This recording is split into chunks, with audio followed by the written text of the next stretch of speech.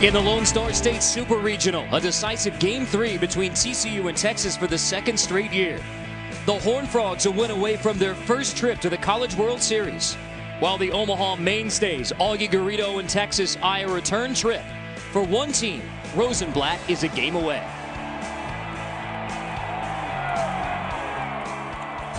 Welcome to ESPN's coverage of the NCAA Baseball Super Regionals presented by Capital One. We've reached Sunday afternoon at UFCU Disch-Falk Field in Austin, Texas. The number 2 national seed Texas Longhorns against the champions of the Mountain West Conference, the TCU Horned Frogs.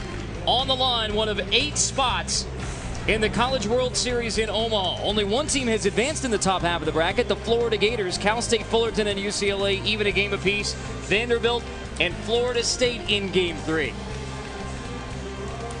Welcome once again to the capital of the Lone Star State, Austin, Texas. Carter Blackburn, along with former Georgia Tech All-American and Big League All-Star Nomar Garciaparra. Friday, it was 3-1. Saturday, it was 14-1. Two very different games so far in this Super Regional. Yeah, and I think today what we expect, obviously everything's on the line today. You know, the winner goes on to Omaha, the loser goes home. I think runs are going to be at a premium, and see who the team that capitalizes on the mistakes the most that are going to come out victorious. Well, in both of the games, there were excellent pitching performances. On Friday, it was the freshman lefty for TCU, Matt Perk, 7 2/3, 11 Ks, pitching TCU to the Game 1 win. Taylor Youngman, the winner for Texas in Game 2, as the offense exploded for 14 runs, taking advantage of 3 TCU errors. Tant Shepard, the hitting star, 4 for 5 with a home run, 3 runs batted in, snapping TCU's 11-game win streak and forcing this decisive Game 3 of the Austin Super Regional. Let's take a look at today's starting lineups, brought to you by Coke Zero. For the Texas Longhorns, it's Walla, Loy, Shepard, Moldenauer in the 4th spot. Cameron Rupp hits 5th. Kevin Keys, who has the red-hot bat with Kevin Lusson, Jordan Etier, Connor Rowe back in the starting spot in center field for the Texas Longhorns. And they will go up against the sophomore righty for TCU, Kyle Winkler. Yeah, Kyle Winkler comes in here. You know, he's had 2 of 3 complete games this year. He had it all coming in the conference tournament. I mean, because his only loss this year is off New Mexico, and it's a 3-2 loss in a complete game. So look for him to go out there and really keep the ball down in the zone, and that's what he needs to do to be successful. He's not afraid to pitch the contact. He's going to use that contact, use his infield to go out there and get all the ground balls and get the outs for him. And, you know, hopefully he can come up with another complete game if you're a TCU fan. Now, how critical is Kyle Winkler pitching performance today to TCU's chance to go to the first College World Series? Well, I think it's really important. If we can get another performance like we did from Matt Perk, Texas is going to have their hands full. It'll be Brandon Workman on the mound for the Texas Longhorns. Kyle Winkler has only lost twice in his college baseball career. One of those in the Super Regional last year to the Texas Longhorns. Right, and that's true. You're like going, okay, what a great college career so far. Only 2 losses, and one of them coming up to Texas. So you're going, okay, the emotion you want to go off that is not get too emotional, but go, I want to have my revenge back to Texas and get to our ultimate goal of the College World Series. His fastball misses down and away. Cole Walla only 1 for 9 in this Super Regional, but 3 runs batted in. That's from the leadoff spot. 14 runs yesterday, 6 of those were unearned. So the RBI number is not too high for Texas. Taking advantage of 3 TCU errors.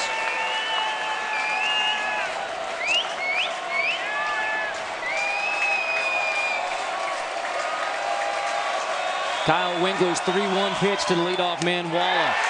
Ball 4. A 5-pitch walk to the leadoff man, Cole Walla, to get it started. Exactly what Winkler was trying to avoid.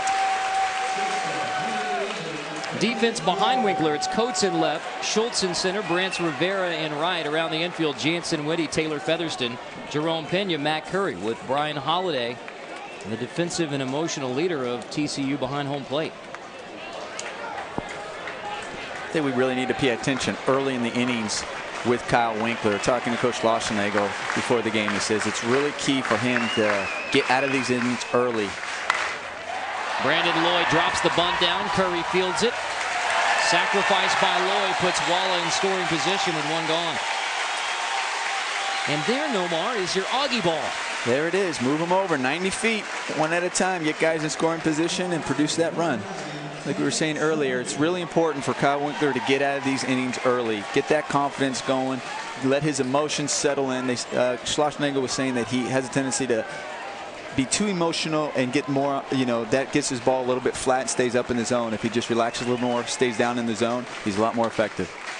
Shepard, who had the monster 4-for-5 day yesterday, looks at a fastball up and away.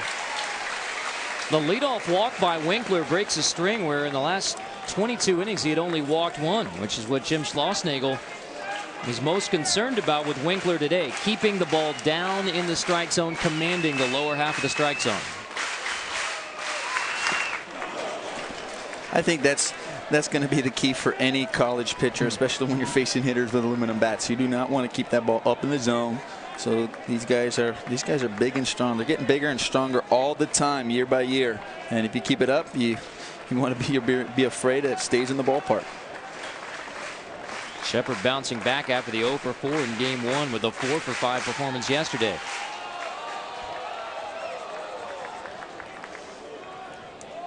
Junior from Flower Mound, Texas, 47th round pick by Cincinnati in the draft this week.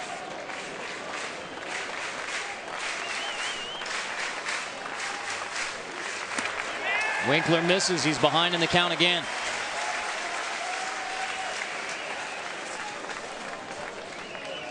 And visiting with TCU pitching coach Randy Mazey about Stephen Maxwell's performance yesterday. I said, is it anything other than just getting those pitches up? All about elevation. All about elevation. That was where Maxwell ran into trouble. Winkler trying to avoid the same trap here in the first. Breaker misses outside. So Brian Holiday will head to the mound.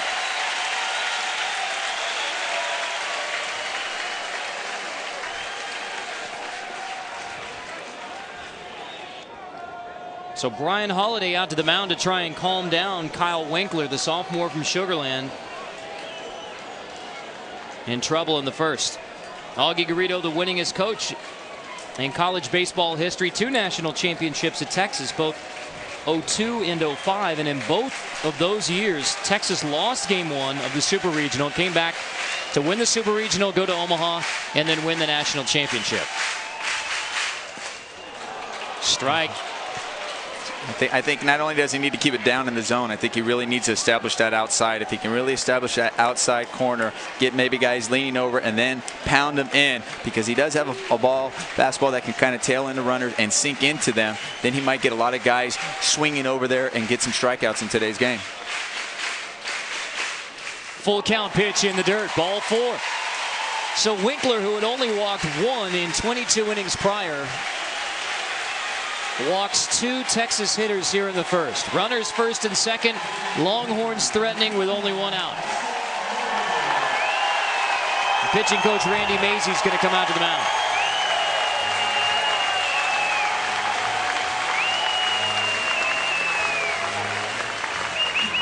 If you're Coach Mazey right now, this is exactly what we were talking about before the game with them. He's probably going to, let's control our emotions. Let's, let's relax. Let's settle down out here. It's okay. Right now, you're not too worried if you walk 2 guys. I mean, everybody's going, wait a minute. We're trying to establish the zone.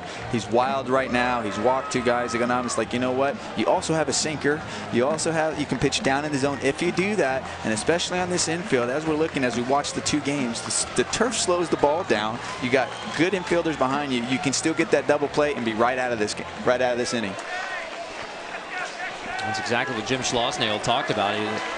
TCU has not turned a double play in this weekend series with some very slow infield turf. They would love to get one here from Russell Moldenauer. I think he described it as a pillow. Exactly. I was going, is that a goose down or a feather? Moldenauer 0-for-7 in this Super Regional.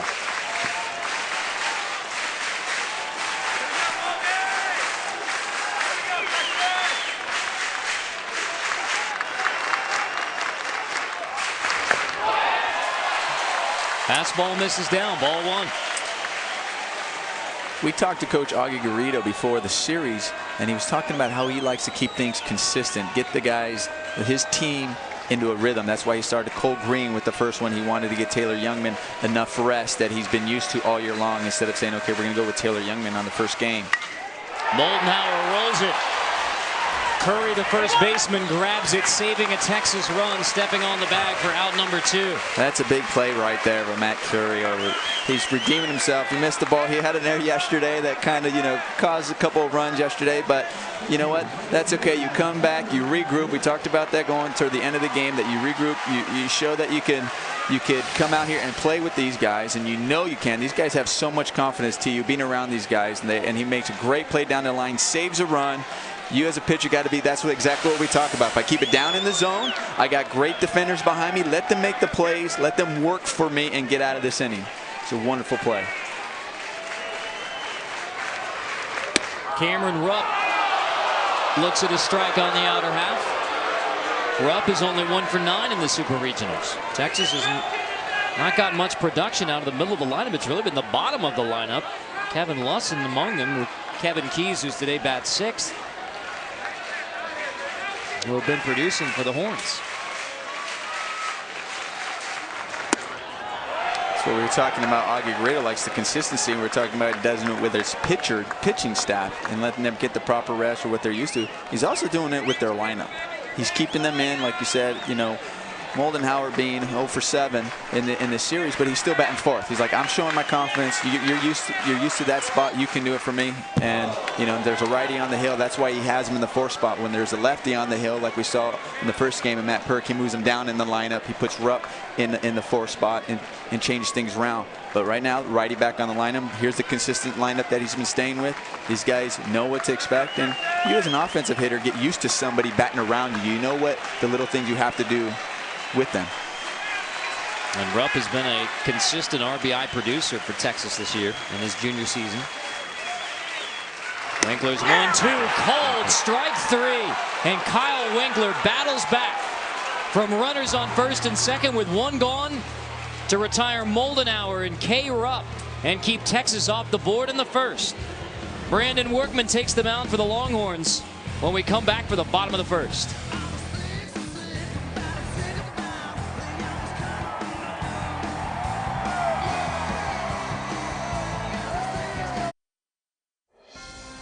The NCAA Baseball Super Regionals is presented by Capital One Venture Card, official credit card of the NCAA Men's College World Series, and in part by the Home Depot. More saving, more doing. That's the power of the Home Depot. And Golden Corral. For the first time ever, Golden Corral is offering unlimited baby back ribs, all for around $10. The Pink Granite Dome of the Texas State Capitol, just south of the 40 acres, the campus of the University of Texas. Longhorn baseball team, the nation's #2 seed, in the decisive Game 3 of the Austin Super Regional against TCU. As we take a look at today's starting lineup, brought to you by Coke Zero for the TCU Horned Frogs, who today are the home team, even though they're playing on Texas home field here in Austin. It's Pena, Holiday, and Curry, with White DHing today, batting 4th, followed by Jansen White. Taylor Featherston moves down to the 6th spot today. He had been leading off. Jason Coates in left, Aaron Schultz in center, and Brance Rivera batting 9th, playing right field. On the mound is Brandon Workman, the junior from Bowie, Texas. 6'5", 225. Good presence on the mound. Obviously not just being big, but he's also a very hard thrower, has a power curveball, has a changeup, not afraid to throw a cutter into lefties, and especially 2 strikes to righties. He can be wild at times, but you're going to look to see very, very powerful stuff coming out of his arm today. Cameron Rupp, the Texas catcher, just described it as old school power. That's what you're going to see from the 6'5", 220-pound righty from Bowie. 2nd round pick of the Red Sox this week. And Pena in the leadoff spot for TCU today, after it had been Featherston the past couple weekends and Brance Rivera in the leadoff spot for much of the year.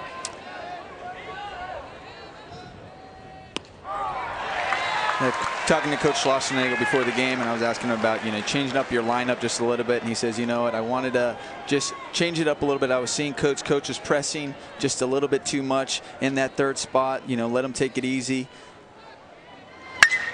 Pena lifts the 1-1 into left field. Cole Walla back to near the warning track and makes the grab. 1 gone.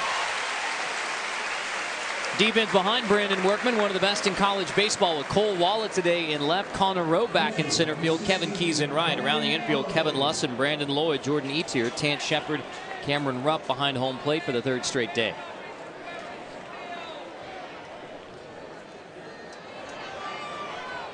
Pena retired. Here's the senior from Dallas, Texas, the second team Louisville Slugger All-American, first team All-Mountain West, Brian Holiday. Who's looking a little more trim, by the way, in the facial hair area. Prior to senior day, his mom suggested that he shave off what had become a pretty dense beard. So Brian's trying to grow it back, but not quite to its full follicle brilliance. Not to its potential just yet. He hammers a one-out single to give TCU its first base runner. Well, maybe what's good, it's in between right now. You know, you have to listen to mom. Mom tells you to shave it, you shave it. And at the same time, he wants to get it back, and here it is with a great swing. I don't know if it's the beard. He just has a pretty swing. He's a very aggressive hitter. He attacks the ball, and he does a nice job getting a base hit. So maybe it's a little bit of both. Mom trimming it up and him saying, Mom, can I have just a little bit of facial hair? It works. So here's Matt Curry, who's 1 for 6 in the series for TCU. And he's in the 3 spot today for the Horned Frogs. I know Coach Schlossnagle is really, there might be the only one person on his team that he goes, okay, we may not steal with, and that might be Joe Wyke. But at the same time, anybody else, he's not afraid to run, hit and run, move guys over, bunt, and especially when you want to take advantage with a guy like Workman on the hill. And Jim Schlossnagle says because the Texas great relief pitcher Chance Ruffin is rested and ready, they know they're going to see Chance Ruffin probably even earlier than you would usually see a dominant relief pitcher. It's imperative to get an early lead on Texas so that Ruffin doesn't come into the ballgame with a chance to close it, as Pena advances to second on the pitch in the dirt. It'll be a wild pitch, allowing the correction. It's Holiday advancing down to second on the wild pitch. This is down in the dirt. The catcher does an excellent job. Rupp does an excellent job just getting his body in front of that, knocking it straight down. But what was really more impressive is just the way Holiday was there and reading that ball. He was taking off even before it even reached the catcher. He saw the trajectory of the ball. It was going down in the dirt. He just put his head down and he was gone. And that's the key to take it that way. He had it really easy going into second base. And yet Workman comes back with a big breaker to K. Matt Curry for out number 2.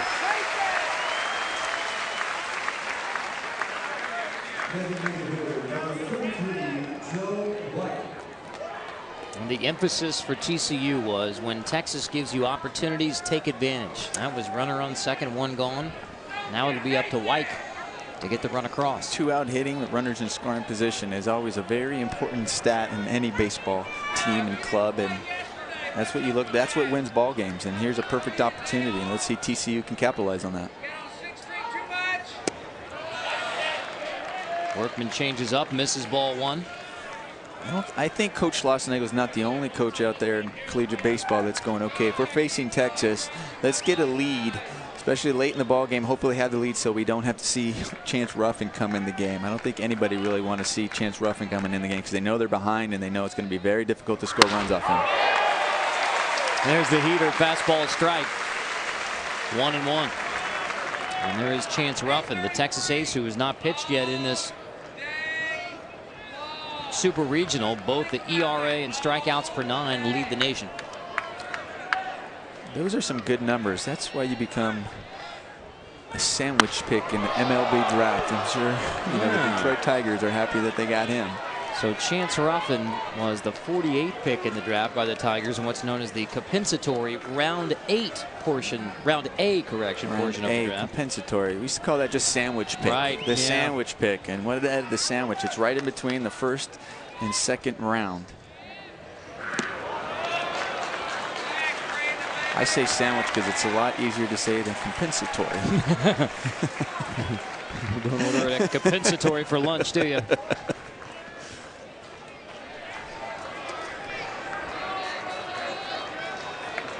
Milbar will be tweeting the full definition of the compensatory round. Tweeting. Is that what it's called? Tweeting. Thank you. 3-1 pitch to White. Popped foul behind home plate to run the count full.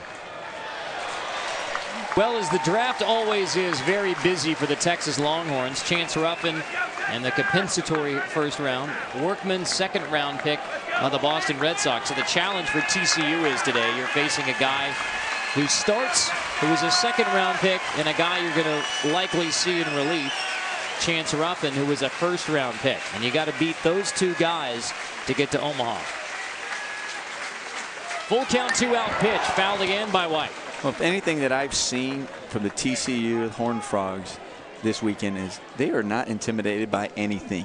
And I'm sure that they don't care what round they win in. We're going out there and we're going to try to beat you, and we're going to try to beat you with everything we got. They are a very confident bunch, proud bunch, and I believe that's what it takes to get to Omaha. 50 wins, that's a school record for TCU.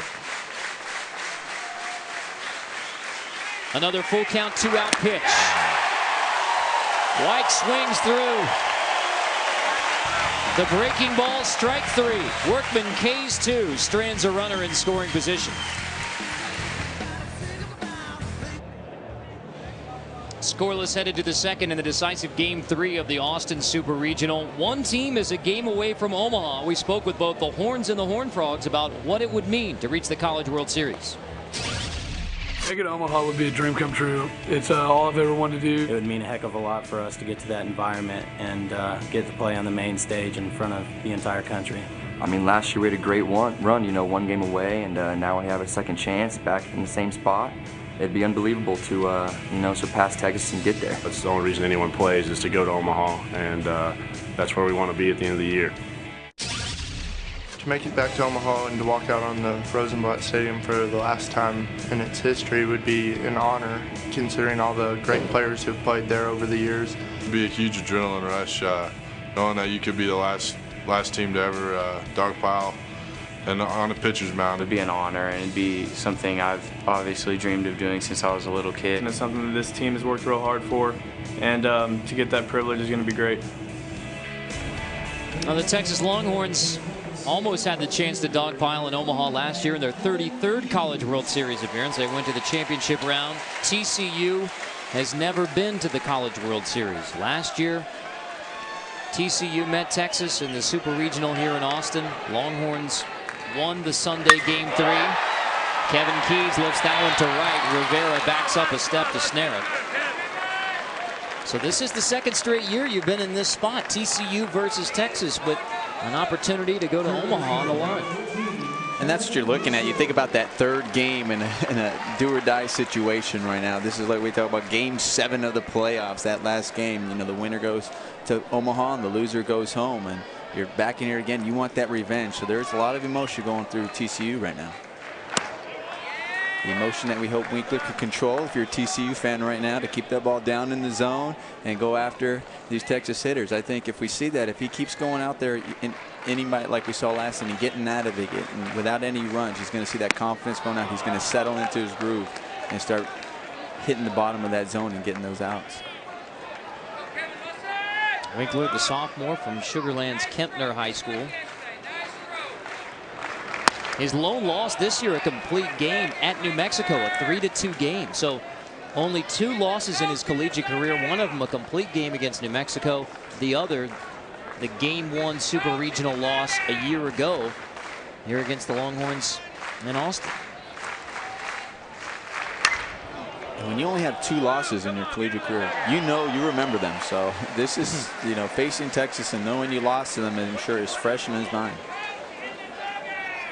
In his career, 2 strikeouts to the walk ratio. In the middle of the Mountain West Conference season this year, he got a little wild, started walking guys, was able to dial it back in control-wise as Lusson sends that one down the right field line for extra bases. Kevin Lusson continues his hot hitting in the Super Regional with a 1-out double. He is now 4 for 8 with 3 doubles in the Super Regional.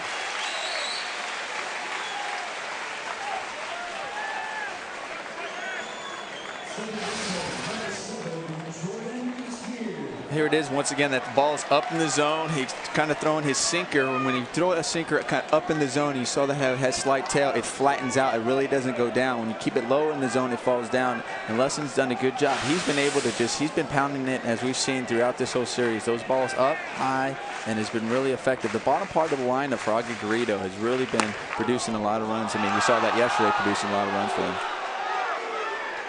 The decisive Game 3 between the nation's #2 seed in the NCAA tournament, the Texas Longhorns, and the TCU Horned Frogs. Second straight year of Game 3 between these two. Carter Blackburn, the former Georgia Tech All-American, Big League All-Star Nomar Garciaparra.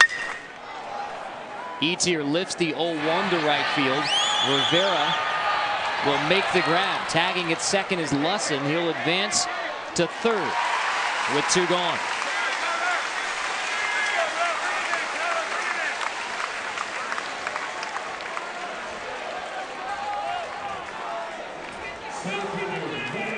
Bringing up Connor Rowe, who is 0 for the Super Regional, 0 for the NCAA tournament, but he's back in the lineup in the number 9 spot for Texas today. An excellent defensive center fielder. Augie Garrido calls him an elite defensive center fielder. We saw that throughout the series. He made a great play in center field. Sometimes he may not be hitting, but you can definitely help your team in other ways, and especially up the middle in center field. We talk about, when people talk about baseball, they think about up the middle, your shortstop, your second baseman, your catchers, and then especially your center fielder out there. And here it is. We see this in the 5th inning, going full boat, and he goes out there full extension, reaches out and takes away extra base hits, and that's what you need when you're out there in center field. Robbing Jerome Pena.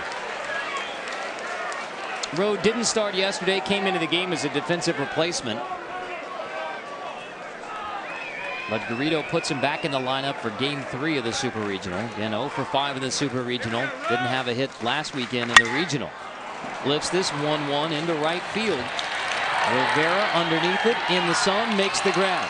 And for the second straight inning, the Longhorns put a man in scoring position with only 1 out. And Winkler pitches out of trouble.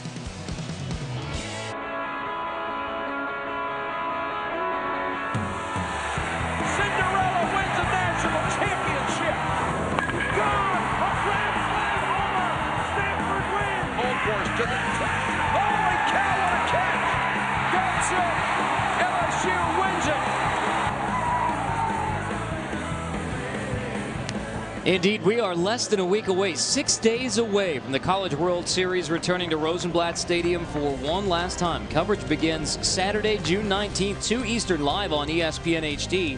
For more, go to NCAA.com, the official online home for all 88 NCAA championships. Texas 33 trips to the College World Series, 6 national championships. 2 of those were before the College World Series was in Omaha in 1955. Now, Augie Garrido went there as a player with Fresno State in 1959.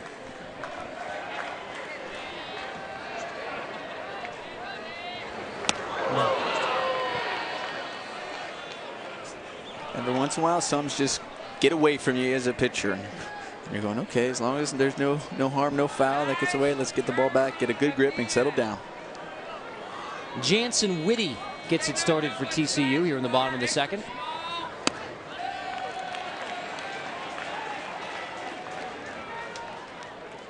2-0. That draws Cameron Rupp out to the mound to visit with Brandon Workman. See the ball. He's been his arm slot looks a little bit just up. He's the way he's releasing the ball. And it's just kind of sailing on him. We saw that first one. That one looked like it slipped. Then we see it come back with that second one, and it was also up and in the zone. So that's what Cameron Rupp goes. Let's talk about this. You feeling all right? That didn't slip out. Let's control ourselves and get back in the zone. And he does. That's why Rupp went out there. That's why Rupp went out there. What I'm really impressed with Rupp is Augie Garrido in the past is usually calls every pitch, is usually giving signals, and he lets Rupp and his starting pitchers call the game. And that just says a lot about Cameron Rupp, that he has confidence in there. I mean, I think if you see Augie in the past, I mean, he has all sorts of different ways he gets signs. I remember one time you used to see tape, and he's touching the tape along the wall and giving all these different. Every catcher would look over there to the side, and sometimes it's like, gosh, these games would take forever. The coach is calling every single pitch. But, you know, he's not doing that. I was talking to them when they were practicing, and Cameron goes out there, he calls the game. The only thing he may be looking over there at times is maybe when there's a guy on, you want me to go pick off, or we pitching out and let, usually managers make those calls, but he has confidence that he's in tune with his starting pitching. Jansen Whitty lifts the full count pitch behind first base. Second baseman Etier calls for it and makes the grab. So Workman gets behind Whitty 2-0, comes back to retire him on the pop-up. Texas men's basketball coach Rick Barnes in attendance today. We've seen a lot of University of Texas dignitaries. Bill Powers, University president, the Lost Odds athletic director, Chris Plonsky, Mac Brown, David McWilliams, all in attendance yesterday. Taylor Featherston looks at strike one. I think that says so much about a college and school, especially when you look at their athletic program. Everybody's supporting each other, especially when you're in situations like this. Here you are, you're in the playoffs, you're in the super regional, and you had, the football coach, the basketball coach coming out supporting the team. And I know that's the way it was. It just seemed like your own special fraternity when you're a part of the athletic program at your college. And TCU football coach Gary Patterson made the trip down from Fort Worth yesterday.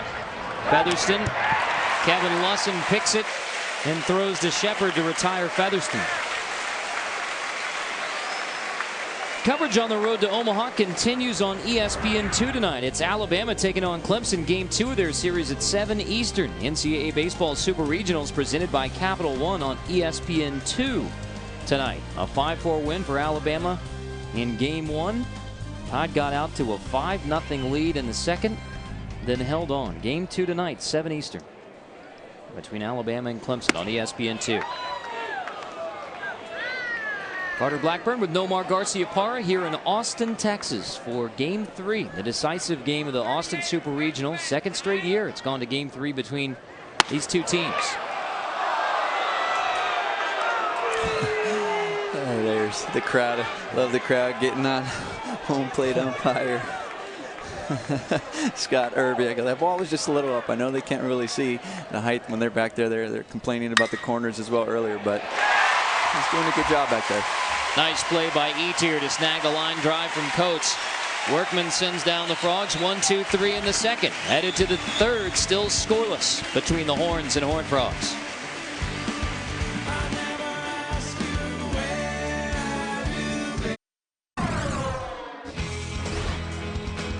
In Texas, it was the freshman lefty Matt Perk dealing for the Horned Frogs. 7 2/3, 11 Ks, only 1 run allowed in the 6th inning. Cole Green's wild pitch on an intentional walk, allowing TCU to score its 2nd run, and then a sacrifice fly producing the 3rd one.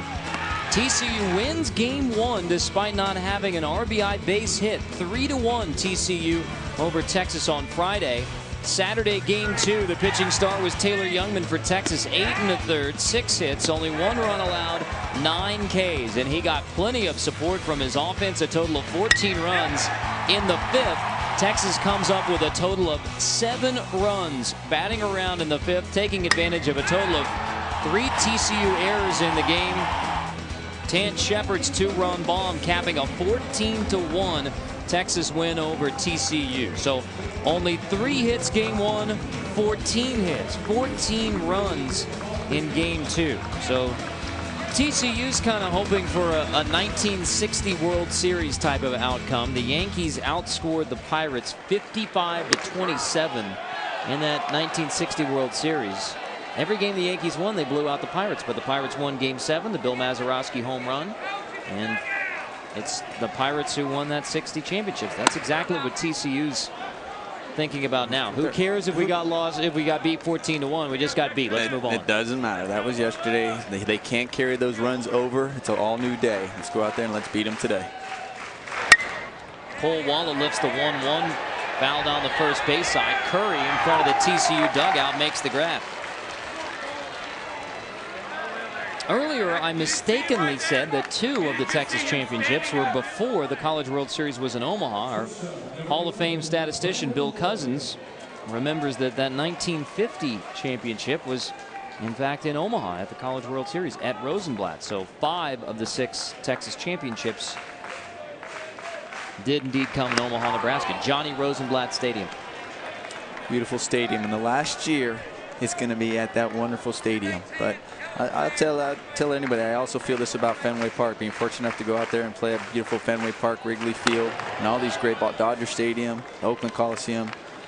Going there when they're empty, beautiful. There's something about it, you know that there's history. But they really don't become alive till the fans are there. And I really feel that about Rosenblatt Stadium. I'm so glad that they're still keeping it in Omaha. So I really believe it's the people of Omaha that make the College World Series. Nomar Garcia-Parr was there in 1994 with the Georgia Tech Yellow Jackets. You and Augie Garrido had a great conversation about Rosenblatt Stadium. Of course, as we documented yesterday, Augie and Nomar squared off in that 94 World Series. Augie with Cal State Fullerton, Nomar with Georgia Tech. Nomar and the Yellow Jackets advanced on to the championship, playing Oklahoma. Two-time All-American. Also, we should point out, academic All-American at Georgia Tech. I was an academic All-American. I tricked the teachers that year. No. No, yeah, that was, that's what's great thing about going to college is, you got to take pride in both, what you do on the field and off the field as far as academics. I mean, we're very fortunate to get an education as well as learning our favorite sport and improving and growing in that. So it's something you take great pride in that. This TCU team takes pride with a 3.0 club.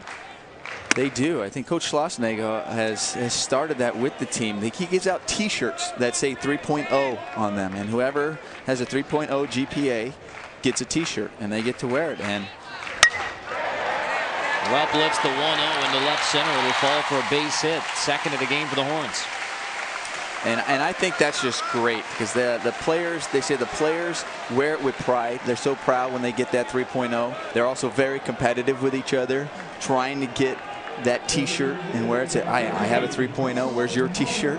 How come let's go? Let's step it up. Let's get the 3.0 T-shirt. We get to wear these around, and I think that's great. That just shows how much academics means Coach Schlossnagle and his team and his players. And I was also hearing that there are fans that wear those as well. If they have one, they're like proud to say, I'm a 3.0 club as well, and they're wearing those to the ballpark. And that says a lot. That's really just sending the right message out there that you try to excel both on the field and in the classroom. I wonder if the fans have to show their transcript in order to get the 3.0. Yeah, I'm sure. Coach Lyle, like, wait a minute, before you get there, let me see that. So he's done a tremendous job while at TCU in 7 consecutive NCAA appearances. One of only 14 in the country, one of only 3 in the state of Texas who can make that claim. The other 2 here in Texas are the Longhorns and the Rice Owls. He's really just done a tremendous job over there with that program, Coach Schlossnagle. And he's here trying to make history, trying to get to the first ever College World Series for the TCU Horned Frogs. I mean, shoot, what he's done, not only produced that here collegiately, but some of his players gone on to excel in the major league level. Moldenauer pops up the 1-1. It's Tant Shepard who singled ahead of Moldenauer. But Winkler retires Russell Moldenauer. Another hit for the Longhorns, but another man stranded.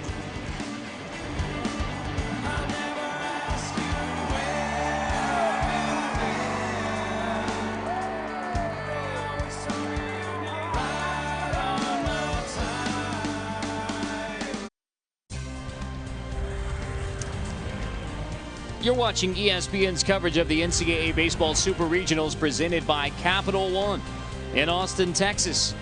On the campus of the University of Texas, the Longhorns and the Horned Frogs are scoreless as we head to the bottom of the third. This series tied 1-1, as is Vanderbilt and Florida State battling in Game 3.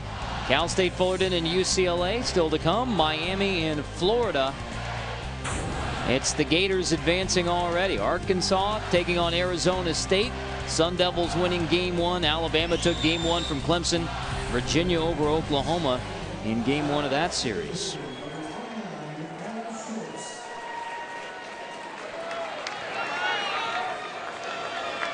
Graham Weinstein and Will Kimmey will keep you posted throughout the day here on ESPN.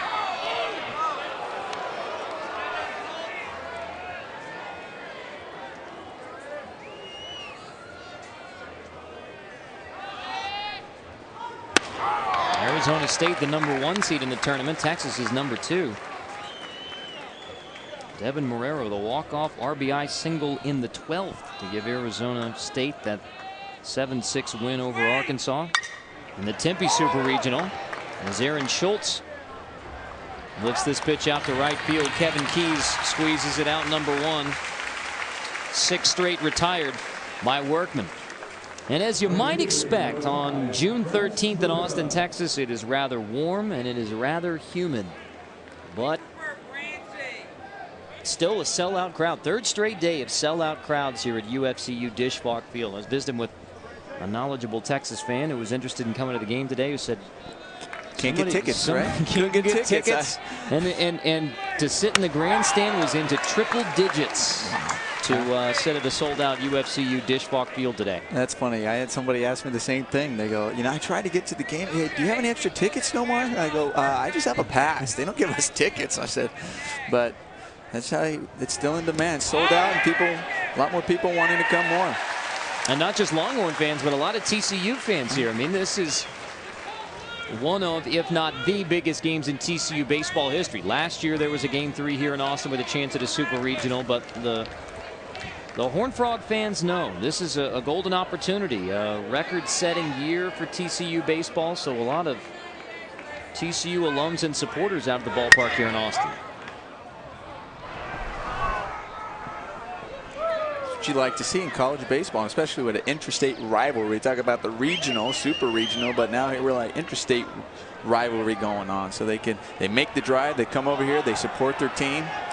And speaking of tickets, we were just showing a picture earlier. I think the best tickets are those ones out there on the buses over the right field wall. I don't know if they're actual tickets, but I wonder what those are going for, to be able to stand out there, sit out there right above the buses. You see the bullpen out there, the press box. That's like the old train caboose. Right. Yeah, so it's kind of like Wrigley Field with the rooftops, where you're not in the ballpark, but you can clearly see the ball game. Exactly. I was wondering. I go, hopefully they don't, you have little things like that about ballparks that bring tradition. Hopefully they don't have to ever block them and worry about them enjoying the game, which I don't think they'd ever do here.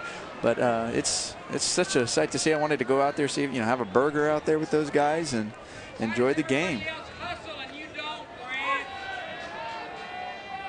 Workman's 1-2. Rivera ready for it, lifts it into center, but Rowe charges to make the grab. 7 straight retired by Workman. In fact, the softball field, you see McCombs Field, that's where the Texas softball team plays. A lot of those buses will go from the right field position and just round the corner on Comal and go park beyond the outfield wall for a big softball game as well. So it's almost like a mobile grandstand. Mobile grandstand, and it's amazing you think they need a mobile grandstand. I mean, look at these facilities that they have here. Beautiful ballpark here and a beautiful softball stadium. Pena grounds out to Etor. 8 straight retired by Brandon Workman in a scoreless game headed to the 4th.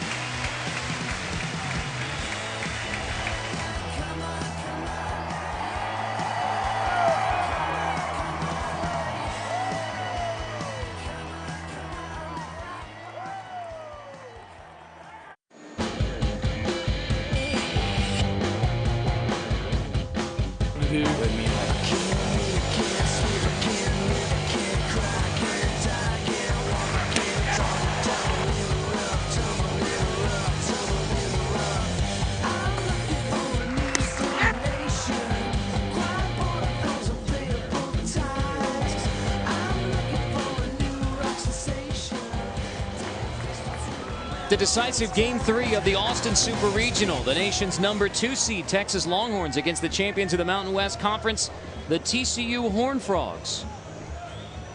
6 spots remain in the Men's College World Series at Rosenblatt Stadium in Omaha, Nebraska. South Carolina advances.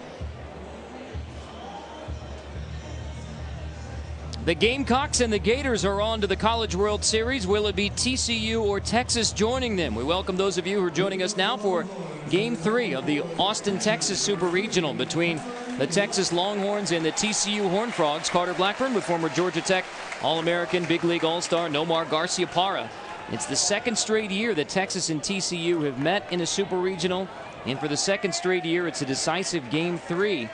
Last year, Texas won to advance to their 33rd College World Series. TCU has never been to the College World Series. Cameron Rupp retired on a fly ball to Brance Rivera. Friday was TCU winning 3-1. Matt Perk, the pitching star.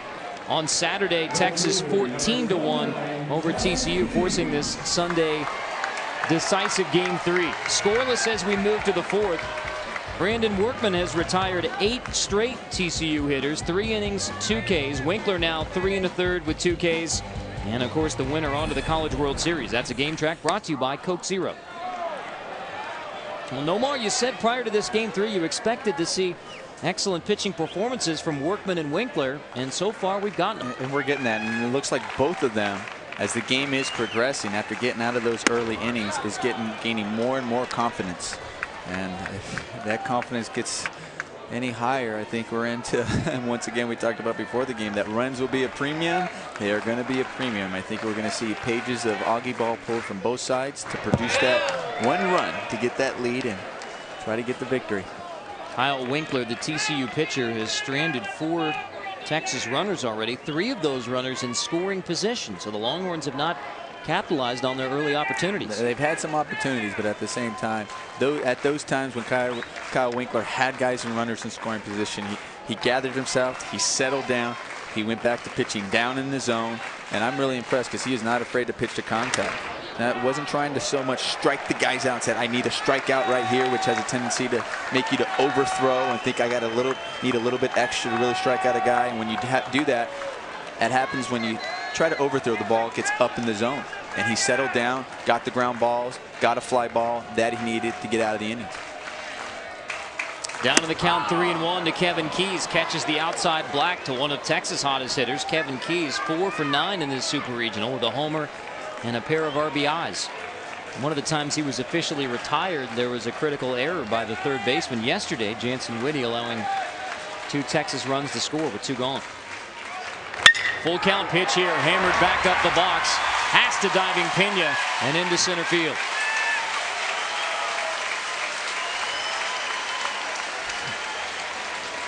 Kevin Keys has really been swinging a hot bat throughout this Super Regional. He's been having some great at-bats. When I was watching him during batting practice, when they were practicing, I was thinking, gosh, everything he wants to do is just pull the ball and hit home runs, and he really doesn't. He really stays inside. I've seen him drive the ball to right field. He's hit line drives there. He stays up the middle with the ball, not trying to do too much. And that's what you need to do. I was thinking, well, maybe he's just big guy trying to pull everything, and he's not. He really has shown me something in these games. This is the part of the Texas order that's done the most damage. Kevin Lusson now 4 for 8 in the Super Regional with 3 doubles. He doubled back in the second, but was stranded. Texas has put a man on board in each of the first 4 innings with nothing to show for it. Correction, Lusson 5 for 8 now, with 3 runs batted in. It's really been amazing because you would think the starting pitcher for TCU would have to worry about that top of the lineup, and they've been very, very good against that top of the lineup. And then all of a sudden we get Kevin Keys, Kevin Lusson, who's really just been doing a lot of damage for the Texas Longhorns. Winkler falls behind Lusson, 2 balls and a strike. Kyle Winkler, the sophomore righty from Sugar Land, Texas, in the Houston area, 18-2 in his college career, but one of those losses last year in the Super Regional to the Texas Longhorns. Now he wants to get that revenge and pay it back and say, okay, I want to be 1-1 against the Texas Longhorns. And that one and that victory not only was a big one to carry us to the College World Series, and that's what he's looking for. And Kepner High School out of Sugar Land, Texas. I mean, he's got a couple of other teammates that he played with that are also on that TCU team. You look at Kyle Von Tunglen and Tyler Lockwood, teammates in high school. That's got to be nice. Have your high school teammates and say, hey, what are you doing? Where are you going? I'm going to TCU. What about you? I'm going to TCU. Coach Lawson, we talk to you too? Yes. Great, I'm there. And we'll have a pretty good team there as well. And they do. Winkler's 2-2. Misses outside. We'll have a full count pitch to Kevin Lusson. Mentioned Tyler Lockwood. This relief pitcher will likely see him today for TCU. Yeah, it's a good job by the home plate umpire. That ball started off as a strike, and you can see it with the tailing, little sinker, and it just kind of sunk down and off the plate. Good job. I mean, it was a close pitch. It was one of those pitches that you chase after. And good job by Kevin Lusson to lay off of that and draw the walk. The decisive Game 3 of the Austin, Texas Regional between the nation's #2 seed, the Texas Longhorns, and the TCU Horned Frogs. Carter Blackburn with Nomar Garcia-Parra from UFCU Disch-Falk Field. Texas attempting to advance to its 34th College World Series and its second straight. And TCU Horned Frogs trying to make it to the College World Series for the first time. It's their 7th straight NCAA tournament appearance, 2nd straight Super Regional for a program that had only been to the NCAA tournament twice prior to Jim Schlossnagel's arrival in Fort Worth.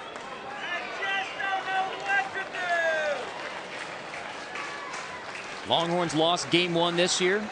Last 2 times they've won the national championship, they lost Game 1 of the Super Regional. Came back to not only win the Super Regional weekend, but then go on to win the national championship at Rosenblatt.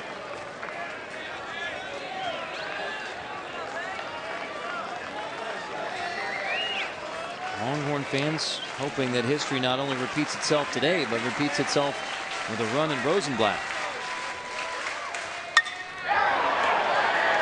Etier lifts the 1-0 pitch into left field. Coates to the warning track to make the grab. Tagging at second, Kevin Keys.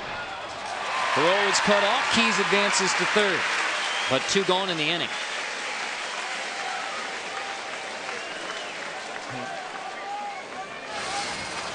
I mean, here's a good job. The left fielder, it's deep.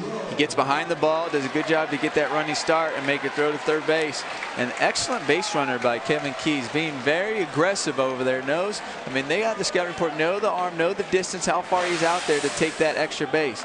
I mean, the difference you see right now in the college game and the aggressiveness of Augie Garrido and what he preaches all the time. Even rarely do you tag on that ball on the professional level because you're thinking, I do not want to make the third out at third base. You never want to make the first out or the third out at third base. And even if there's a question, especially a fly ball to the left fielder, because you're still in scoring position at second base.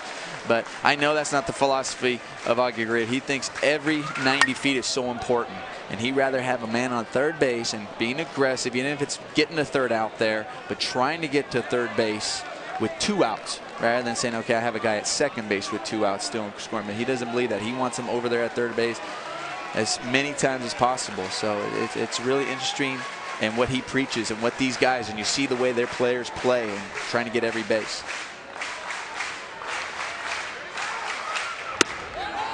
Rowe looks at the 0-1 just off the outside corner.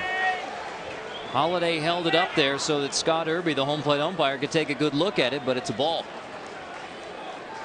A good job. That ball was just slightly off the plate. They've been trying to pound that outside corner. He's been giving the corner to both sides. He's been very consistent back there. And, you know, go out there, try to go out there and get another one. I mean, Scott Irby's been over there. He's been, you know, he's good pitchers. And what you see even in the big leagues is when they hit that corner, they go, okay, I got to call a strike. People might not like it. And they'll say, can I go a little bit more? Can I maybe a little bit more inch outside farther? See how much he's going to give me. And you know, the umpires, good umpires, go and say, no, that's enough right there. I'm letting you know that's the strike. That's as far as I'm going. It also tells the hitter that's as far as I'm going. That's what Texas did with runners in scoring position. 0 for 4, Game 1. 8 hits yesterday, and yet Winkler K's Connor Rowe. And for the 4th straight inning, Winkler gets in trouble and then pitches his way out. Kang Connor Rowe still scoreless in Austin.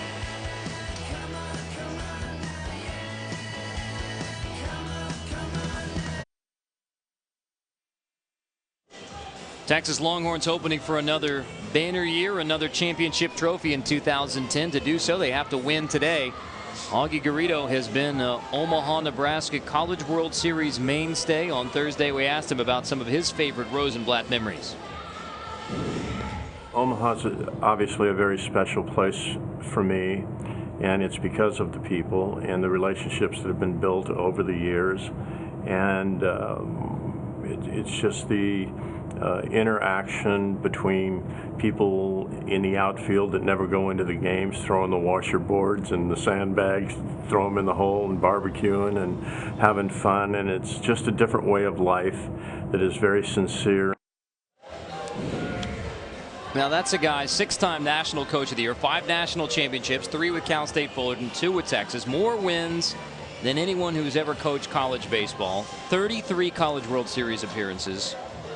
And it's amazing to me that Augie grasps really what the whole College World Series atmosphere is about. It's not just about the teams on the field, the coaches in the dugout. I mean, he's talking about the guys pitching washers and cooking outside the stadium. The sandbags in the hole, and some of them, they don't even come into the ballpark. I think they just stay out there in the parking lot. And that's what that city does. That's what they bring. Like I said, it's, you know, it may be the last year at Rosenblatt Stadium, but it's the people that really make it come alive, and it's not going to be the last time in Omaha. And I'm sure NCAA college baseball is so happy that it is staying in Omaha. Now, Nomar, this is going to be your first trip since '94 to Rosenblatt? It is going to be my first trip. I'm going to be up there as well. I might have to take you, on a little tour of the parking lots. And gosh, you have been looking after me all weekend, and you're going to continue doing that. I thank you. You found moonshine all by yourself. Yeah, we might have to make a walk around to Zesto's, to Starsky's. All right, see, I found moonshine over here. Go find the guys with the pink flamingos in the corner of the parking lot there at Rosenblatt. As Brian Holiday lifts the 1-0. And the left field, Walla makes the grab. Good, because I'm going to need a GPS. And if I don't need the GPS, can I just call you and say, hey, can you give me directions here? Absolutely correct. I definitely remember the zoo out there in right field and going through there. There's some excellent lemonade stands down the left field line, I can tell you. You know, as a player and you're playing there, you don't necessarily get to experience that outside in the parking lot, because you're like, hopefully you're not in the parking lot. Hopefully you're on the field actually playing. It's where you better not experience the parking lot. They're like, hey, we're starting the game. Where's Nomar? How come he's not out there at short? He's grabbing a hot dog and a burger out there. It smelled way too good. He'll be here in just a sec. Can you hold on? Oh, there it is. He got mustard on his shirt. Great. That's the spirit of the College World Series. I guarantee you there will be lots of RVs heading up I-35 from Texas, whether it be the TCU Horned Frogs or the Texas Longhorns headed to Rosenblatt Stadium in Omaha, especially for the last year Rosenblatt Stadium. A lot of people who haven't been in years, who haven't made it an annual trip, are on their way to Omaha, Nebraska this coming week for the final College World Series at Johnny Rosenblatt Stadium, which is another one of Augie Garrido's thoughts about it. All goes back to Johnny Rosenblatt. It was a revered figure in Omaha, Nebraska. He says it's no coincidence that the stadium bears his name and that it is all about the people of Omaha, Nebraska. Your last chance to hear Lambert Bartak play the organ at Rosenblatt Stadium coming up this year. Everything about it. I mean, it's just the surroundings. It's just such a great atmosphere. Well, Brandon Workman is doing his part to get Texas back to Rosenblatt Stadium. He has set down 9 straight. Only one TCU batter has reached. That was Brian Holiday's single in the first. 9 straight set down since then. Full count, 1-out pitch, rolled by Curry to the first baseman Shepard. Workman covering to make it 10 straight retired. ESPN's AL-NL Showdown begins tonight and tomorrow night. First on ESPN Sunday Night Baseball, 8 Eastern, White Sox versus the Cubs. Then gets 2 of the best hitters in the game on ESPN's Monday Night Baseball, 7 Eastern. It's Ichiro leading the Mariners against Albert Pujols and the Cardinals. Both games part of the AL-NL Showdown presented by State Farm and available on ESPN3.com tonight and tomorrow. Nomar Garciaparra, did you care much about the interleague games? Did that mean, much to you when you were playing? The interleague games? I don't like interleague. Well, there you have it. I didn't like it. It created that unbalanced schedule, and I didn't like that at all. I never wanted, as a player, to be able to blame my schedule for the reason why we didn't make the playoffs, because the team that made it, because they might have played a team that was struggling that year and played them 6 times. Well, we might have played the best team that year 6 times, and it's always one game that determines you getting into the playoffs, and you can use that as the reason, and a legit reason. Fair schedule, balance for everybody. That's how you go. Get back to tradition. I think it was good when it started. I like that. Maybe bring it back every 4 years or something like that. On a leap year, we have interleague that year. But at the same, I like to go back to the traditional way and have 2 teams that maybe never seen each other compete for the World Series. Scheduled by the lunar calendar. Right, exactly. That'll work. Sometimes I think that's what determines that weird day in baseball is the lunar calendar. Like, what is in the air today? Full moon. Workman's 1-2, lifted into center field. It'll drop for a base hit, just the second base run of the game for TCU. That ends the run of 10 straight set down by Brandon Workman. White battles back from down 0-2 for the 2-out single. TCU, in order to get to Workman right now, they're going to have to start producing runs like this. I mean, little base hits to produce those runs. And, you know, quite a different dynamic the starting pitchers are going about it. You got Kyle Winkler, who's putting pressure on himself, getting guys in scoring position and reaching the level and getting out of it. And Workman here going, I'm not going to let anybody go past first base. So Workman into the stretch for just the second time today with 2 outs in the 4th. Holiday's single in the 1st, and now White's 2-out single in the 4th.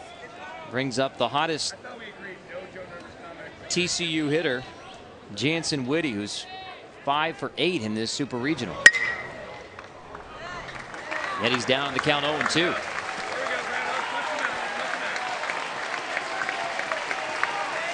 Interesting about Jansen Whitty, he's a redshirt freshman. He broke his hand in the first spring intra-swap game and missed the first 3 to 4 weeks of the season. And it's good to be able to come back here. He's having a great Super Regional for TCU and potential of getting to the College World Series. Workman's 2-strike pitch, breaking ball hammered down the left field line, but foul. Coach Schlossnagel says, you know, he doesn't swing and miss much. He's a good guy to make a lot of contact. Good hit and run guy. Obviously, we're 2 outs right now. We're not looking for a hit and run, but you know, he's got 2 strikes on him. Let's see if he can make that contact that he's looking for, and keep this inning alive, especially when you finally have one guy on and Workman is not allowing too many base runners. Schlossnagel also describes Jansen's swing as ugly, which he somewhat attributes to his youth tennis prowess. He was a national champion youth tennis player. Workman bounces the 0-2. Rupp covers it up, so no chance for White to advance. And that's what's great about baseball. It doesn't, you know, can have an ugly swing and still be successful. And there's some swings in the big leagues that I noticed that I don't think are the prettiest things and quite successful. I don't want to mention anything. Some of them are my friends and stuff. People are like who? Workman's 1-2, cut on and missed on the big breaker. Rupp will have to throw Whitty out. He does so. When we come back to Austin, we'll visit with TCU head coach Jim Schlossnagel.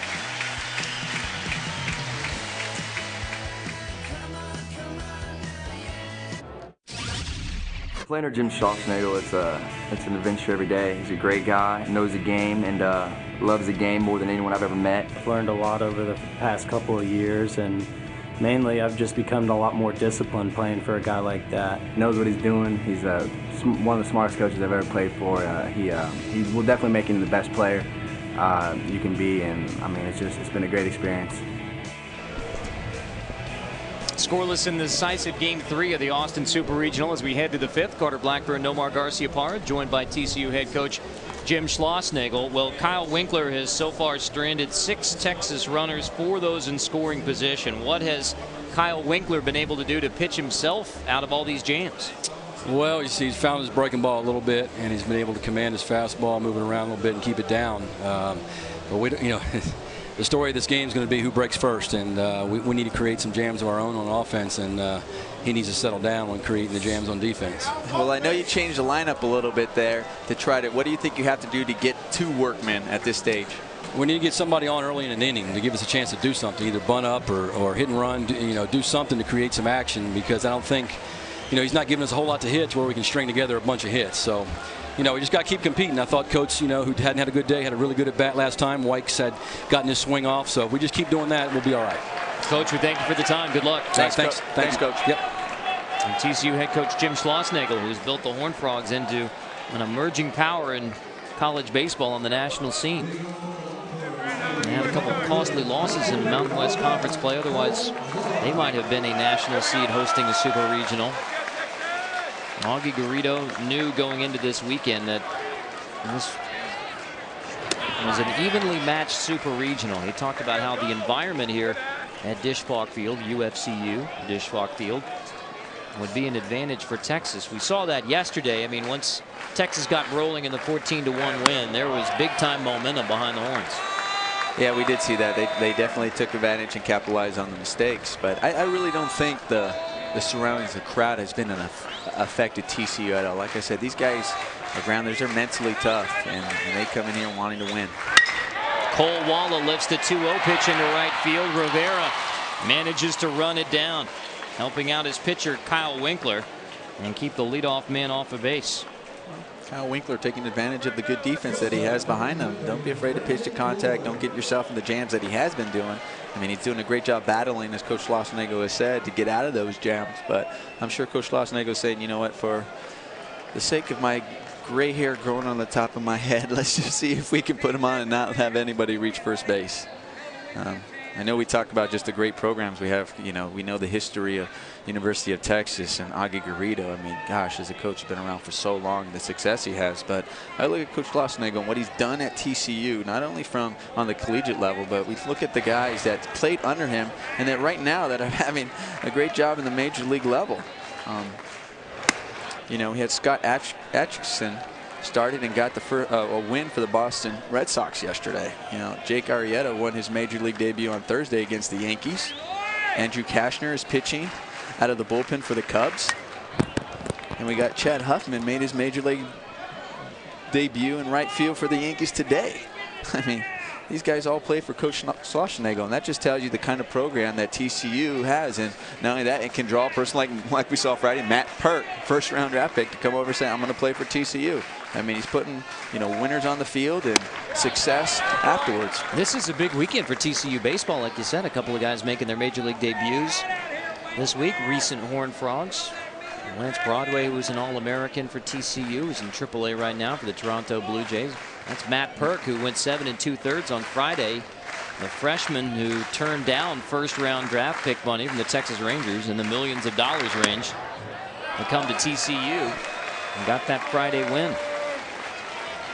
And he was fun to watch. He definitely was fun to watch. And if you're a Texas fan, you're going, no, he wasn't. 3-1 pitch here to Brandon Lloyd. Popped up on the infield. Who's got it? The first baseman Curry tripping over the mound, but he manages to hang on. And that's two nice plays now for Curry, who had a pair of costly errors yesterday. When this went up, and we can see that from here, it looked kind of scary because then you see you want to see the pitcher to get out of the way. The pitchers always think they can catch the ball, and they all want them. We always say get the pitcher out of the way and let the guy with the big glove come in. And Matt Curry did a good job because that was one of those that falls right in between everybody. And people go, well, the pitcher was right there. He does have a glove. And they can catch. I mean, they are somewhat athletes. So even for Kyle Winkler, when I can say that now that I no longer have to face him. Exactly. It's a lot easier. Yeah, we're being the dugout with him too. Exactly. Well, even when Winkler retires the first two batters in the inning, it's an adventure. I mean, the right field fly ball to right field, Rivera had to run to track down, and then that pop up on the infield was a little adventure. Now he's hoping just for the first 1, 2, 3 inning. But still behind in the count. He's been pitching behind in the count to virtually all of the Texas hitters. It'd be interesting as if he keeps getting that pitch count up. You know, we're looking at maybe the 5th, 6th, 7th inning, and if he's still up there and getting in these jams, what Coach Schlossnagle is going to do for the bullpen. Featherston leaves it high, and Shepard will advance down to second as the ball went into the camera well down the first base dugout. So an error by Featherston allows Shepard into scoring position, and what looked to be a 1, 2, 3 inning now turns into another jam for TCU. We look over the course of this series, and we see a lot. Both teams have capitalized on mistakes, and you know, we have the first mistake of the game with the error by Taylor Featherston, and he has not done that. He's been playing a tremendous shortstop throughout this series. He just kind of sailed that ball over the first baseman to get a guy in scoring position, and we'll see if Texas can capitalize on that. I mean, We have Russell Moldenhauer up here. I know he hasn't got a hit this series, but his last 2 at-bats have been very, very good. I mean, he hit one down the line, and we saw Matt Curry have to make a great play to save some runs in that first inning. And it's a scary spot once again. We thought, okay, 1, 2, 3 innings for Winkler, and he can be nice and relaxed. And now all of a sudden, once again, more gray hair for Coach Schlossnagle.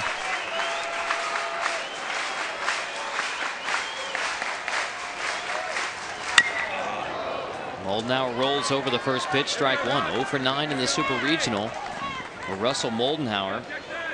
Would like to go out as a champion in college like he did in high school, pitching the Bernie Greyhounds to the 2004 4A state title.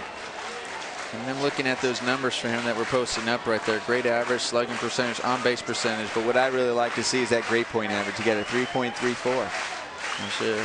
I wonder if Coach Schlossnagle will send him a 3.0 over there on that side. But no, that's great. That's great to see. I'll tell you, when I was watching him take batting practice, I'm like, this guy does not get cheated. You see the swings he takes. He does not get cheated at any count, at any pitch, and he really, I'm sure he's licking his chops right now when he sees an RBI situation with a man on second base right now. Winkler's 0-2. Not as far outside as the catcher Brian Holiday wanted it. Moldenhauer had 7 RBIs in the regional, 3 games in the regional last weekend, and yet he's 0 for here in the Super Regional. He's really set up out there and kind of came back over the year right. It was like, Dan, he just really wanted to give me a show me pitch on the outside, especially 0-2. Winkler's 1-2. Outside again. Moldenhauer lays off again.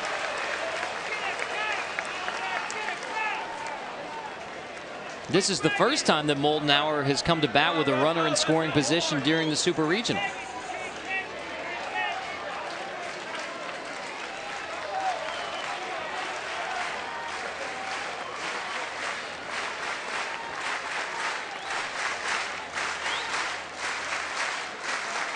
The 2-2.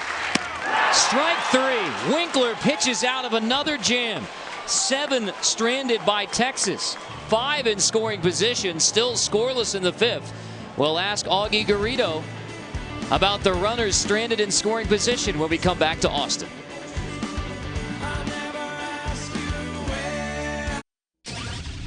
Playing for Coach Garrido has been an unbelievable experience for me. He's helped me in so many parts of my game. It's an honor and privilege. We learn something new every day. He knows every aspect of the game, and you know, he's a big reason why this program is so successful. He's unlike any other coach I've ever met in my life, and something that I think I'll remember forever and just try not to take for granted. Scoreless as we move to the bottom of the 5th. Texas head coach Augie Garrido joins us now from the Texas dugout. 7 runners left on base, 5 in scoring position. How frustrating is it to see still a 0 up there for Texas right now? Well, there's no use being frustrated. The game's being played in the moment, and we might as well save our energy for things that can be productive. So we got to battle for these 3 outs, give ourselves another chance, keep grinding now. And workman on the hill for you, Coach. It seems like another typical performance of thus far. What are you going to look for that might say, okay, it's time to maybe get somebody warmed up in the bullpen? How many times he goes around the batting order? He won't go past the 6. That would be the max. Gotcha. All right. Thank you for the time, Coach. You bet. Coach. You bet. Longhorn head coach Augie Garrido, the winningest college baseball coach of all time with 5 national championships, trying to get Texas back to the College World Series for the 34th time. Last year, 08 was their first trip since they won it in 05. 06 and 07 they were eliminated in regional play. As Taylor Featherston leads off the 5th with a single, and now Featherston tries to stretch it into a double, and he does. The throw gets all the way back to the backstop, and Featherston is on to 3rd. The aggressive turnaround first allows Featherston to take 2nd. The error on the overthrow, and TCU has a man at 3rd with nobody out in the bottom of the 5th. Gets on top of the high fastball we talked about earlier about pitches up in the zone. He takes advantages of it. He drives it to right center. I love the aggressiveness right there, taking that extra base. And there he goes. It draws the throw, draws the air so we can get on third. And we talked to Coach Schlossnagel before. He said, I really would like to see a leadoff guy get on. And not only did he get on, but he was able, through his aggressiveness, get all the way to third base with nobody out. Now let's see if TCU can take advantage of this. What does that do for a team when you see a guy not only get a base knock, just the third hit, then stretch it all the way to third? Oh, it pumps you up. It gets you excited right now. Everybody, I'm sure everybody's already been on the top step, but right now you see guys even screaming now. They're trying to leave. They want to be able to jump out there and meet him at home. And not only that, it also gets you a little bit excited when you see they got to bring out their pitching coach to go talk to the pitcher. He's got to settle him down. He's going to say, hey, it's okay. You got a man on third. Because we talked about runs being at a premium. It's both sides know it's going to be important to get that one run and that first one on the board. So that was just a great job by Taylor Featherston. What really impressed me about Taylor Featherston is, you know, he was in the leadoff spot, and here he is today batting 6. You know, Coach Schlossnagel was changing up the lineup a little bit, wanted to do that, and he comes through big time right now with a big leadoff double, aggressive double that turns it into extra base error. The error on the overthrow charged to Kevin Keys, the right fielder. That is Texas' first error of the Super Regional, allowing Featherston to third with nobody out. So the infield will play it about halfway as Jason Coates tries to break through. Breaking ball strike from Brandon Workman. As a hitter right now, you're looking for something up in the zone, something you can get out in the outfield and really drive. As a pitcher, you want to keep it down, look for that ground ball. And that was Chance Ruffin we saw warming up in the Texas bullpen. So the closer for Texas is up in the 5th, which is no big surprise considering that he hasn't pitched at all in the Super Regional, has a week's worth of rest, and will have another week to rest if Texas is able to go on to the College World Series. 1-1, Coach rolls it over. There's that ball down that Workman really wants to get right now. He wants to keep it down in the zone to hopefully get a ball to roll over, keep it in the infield, ground ball, keep that runner at third. Like I said, at the hitter, it's very difficult to try to look for that ball up. Something you can drive, get in the air, get that sac fly. TCU's leading hitter, leading RBI man, punches the 1-2 through the right side, and the Horned Frogs take a 1-0 lead.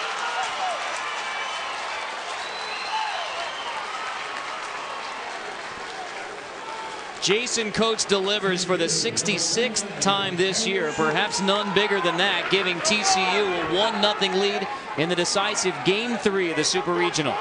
That's just a good job by Jason Coates. Good concentration, breaking ball, goes down, and he gets it, and he doesn't try to do too much with it. Like I said, you want to drive the ball, but he didn't get big at all. He stayed with it, took what Workman was giving him. Look at that ball down in the zone, and he stays and goes the other way with that breaking ball to get an RBI. And now we have, it's like a leadoff guy with nobody out, and here we are bunting, moving the guy over. Now we get another guy in scoring position, doing the little things. They need that extra run. This is what Coach Schlossnagel was hoping for, and he's getting it right now. The perfect bunt laid down by Schultz, sacrificing Coates into scoring position. Jim Schlossnagel said before today that you might see some extra aggressive baseball from TCU to try and get a lead so that Texas couldn't hand the baseball to Chance Ruffin with a lead and the chance to close out the Super Regional. Now here it is, the 5th. It's TCU on top. Chance Ruffin's warming up, but he's not warming up with a chance to come in and close it out. They don't have the lead right now, so he wants to continue piling on the score right now. I'm sure anybody wants to do that, but even more so when you see Chance pitching.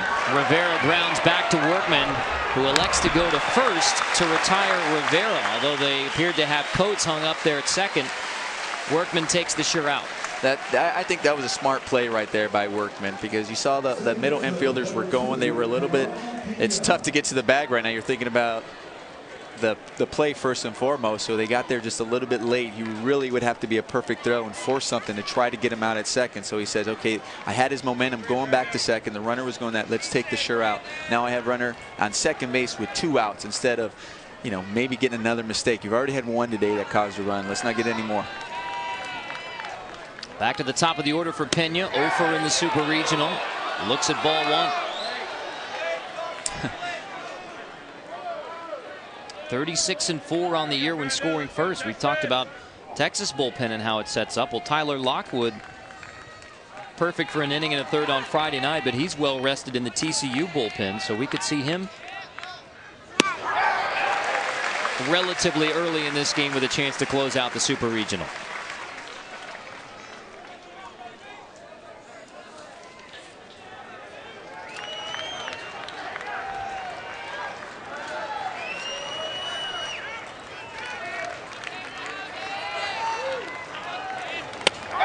Pena looks at strike 2. That was one of the pitches before breaking ball. The ball, I saw the crowd getting mad, going, "Oh, that was a close pitch," but that ball did fall out of the zone. The crowd's been, Scott Irby's been doing a great job behind home plate. He's been very consistent, great on each side of the plate. You know, just not too much. I mean, it's natural when the home crowd wants to get on. They want every pitch. Workman's 1-2 to Pena. Breaking ball swung on and missed, but it gets past Rupp. Rupp recovers, throws to first, and retires Pena to end the inning. An adventurous bottom of the 5th has TCU striking first. Featherston stretches a single into a double onto third and scores on the base hit from Coates. 1-0 Frogs into 5.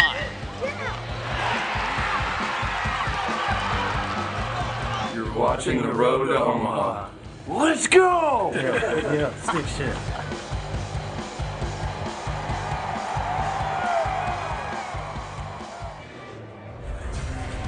You're watching ESPN's coverage of the NCAA Baseball Super Regionals presented by Capital One. On a sunny, warm day in Austin, Texas, the decisive Game 3 between the Longhorns and the TCU Horned Frogs.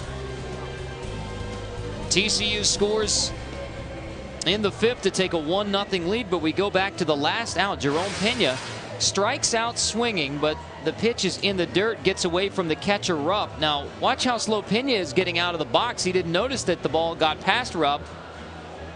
What ends up being a relatively close play at first. So Todd Whiting, the first base coach for TCU, was a little upset that Jerome didn't bust it over there to first. You know, it's a lot different if the ball's in the dirt as you swing at it and you know, all right, to hit the dirt and you bust out of it. You saw Jerome, he was mad he missed that pitch and it didn't hit the dirt. It just went off the catcher's mitt, and it's tough to notice that and just bust out of the box. It's a lot different when it's in the dirt.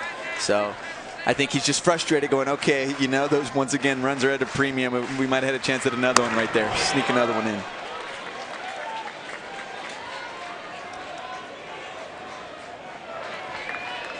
Now, how about, since we say dirt, but around home plate it's field turf. It's not actual cutout. Now, does that make any difference? I mean, whether you can feel it, see the dirt kicking up?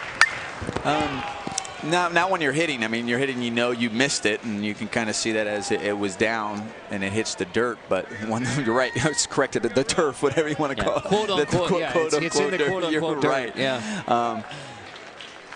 But like I said, that one he knew that should have been caught. It just went off his glove, so it was just unlucky. And then when he did notice it, maybe he saw his head down, and then he turned around, he saw the ball, and then he busted out of the box. It wasn't like somebody, like he was just being lazy or anything like that. 1-2 cut on and missed by Cameron Rupp. Kyle Winkler has struck out the last 2 Texas hitters, Moldenauer and now Rupp. On a critical Game 4, Boston showed their heart in a total team effort. Now it's the best 2 out of 3 as the NBA's most storied franchises head for another fantastic finish. Game 5 of the NBA Finals, Lakers-Celtics, ABC tonight, 8 Eastern, 5 Pacific. Coverage begins with the GMC Sierra NBA Countdown at 7:30 Eastern. NBA Finals now, just like the college Super Regional, and you know, the College World Series final. Best 2 out of 3. Same thing. Got a lot of similarities going on right now. When I think Celtics Lakers, I think Super Regional. How do you not? How do you not? Now we know why. Right there. There's 2 out of 3. Now I know you're following World Cup closely. You're obviously following college baseball closely. You're keeping an eye on the NBA Finals as well? I don't have that many TVs. Kevin Keys hammers the 2-0 to the third baseman, Whitty, across the diamond to retire Kevin Keys. So now perhaps Kyle Winkler and TCU can get that elusive 1-2-3 inning. Texas has put a man on base in every inning, but have stranded runners in base. Now 7 left on base, 5 in scoring position, including last inning in the 5th when Winkler got the first 2 outs, and then Shepard reached on a 2-base error and was stranded at second. Here's the hottest Texas hitter, Kevin Lusson. Kevin got the chance to double in his brother Kyle, who entered the game as a pinch runner late yesterday. Kevin got one of his 3 doubles, scoring his older brother Kyle. Nice stroke, Kevin Lusson. Nice stroke right here. Now, Winkler has had to deal with a whole lot more trouble than Workman has, although there's actually more hits for TCU as Lusson lifts the 1-1 into center. Aaron Schultz makes the grab, and for the first time today, a 1-2-3 inning. It's TCU with a 1-0 lead headed to the bottom of the 6th.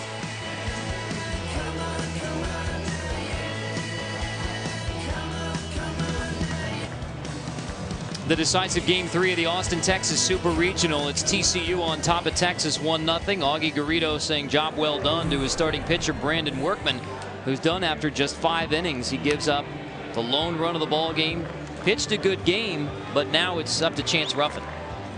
Yeah, they bring in Chance Ruffin, the closer, that's just been incredible all year long. I mean, when you have an ERA under 1, and especially at this level, on the college level, it's pretty incredible. And what he brings just a hard fastball movement. He can control that fastball on both sides of the plate. He's got a nice tight slider. And talking to some of the scouts that have watched him, professional scouts, they said he's really got deception has been the key. It's really tough to pick up his ball when he's on his delivery, so it's a late pickup, and that even adds more miles per hour to an already very fast fastball. And yet TCU head coach Jim Schlossnagle, knowing that they would see Chance Ruffin today for the first time in the Super Regional, said, I just hope that we have the lead when we see Chance Ruffin, because runs are at a premium. So only 5 in his last 34 appearances. Holiday taking his hack, though. First pitch, pops it into shallow left.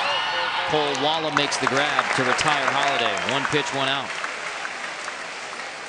Don't wait around. Don't wait around for a guy who has that many strikeouts over the course of the year at a .73 ERA. Do you see that pitch that you get, especially early on, that he might be just trying to throw a strike and get me over? Take advantage of it. Be aggressive. But then again, that's the page in my book all the time. It doesn't matter, be aggressive, but you know, Brian did that. And there's 2. Here's another guy going out there. Let's be aggressive. You know what you're going to get from Chance Ruffin, so why wait around for it? Why do you have to wait? You know he's going to pound and attack the strike zone. So if you know a guy's going to attack the strike zone, what do you have to wait around for and wait so he can get 1 to 2 strikes on you? Say, okay, good pitch. Yeah, that was a strike. All right. High pitch. You know, like I said, I love the crowd getting on, and I have to say this. You know, Scott Irby's been doing a great job behind the plate, and we have to give a shout out to his son Cooper Irby, 5 years old. He's in the hospital, and I just want to say, Cooper, the baseball family, we're thinking about you. You're in our prayers, my friend. You're in our prayers.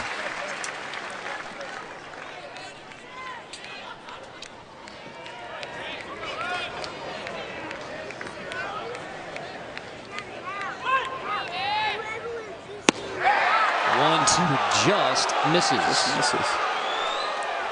That was off the plate. He's been, like I was telling you, he's been very consistent out there. He's not going to just keep going farther and farther out just because, you know, the catcher might be setting up out there. I mean, if you look at the catcher, he was lined up looking for a pitch right out the middle, and he moved his glove slightly out. It was a ball. Curry lifts the 2-2 again into shallow left. This time Brandon Lloyd takes it. 2 away. Say is the NCAA does a phenomenal job in deciding decisions. Designated hitter number 33, Joe White. 2 gone for Joe White. All right, here we go, Chance. Here we go, Ruff. 1, 2, 3. That's an interesting meeting right there. You have 2 outs, nobody on. Joe White had to go down and talk to the third base coach. I don't know what you can ask right now. Like, am I bunting? I'm one of the slowest guys on the team. I have some power, and I'm facing Chance Ruffin. I think he's probably saying, yeah, swing, go get him, attack it. You can hit a bomb. Let's go. Get him, Shep. Get him, Shep. Terrence Shepard makes the grab. 3 up, 3 down. TCU goes in order in the 6th. But the Frogs have a 1-0 lead, 3 innings away from Omaha.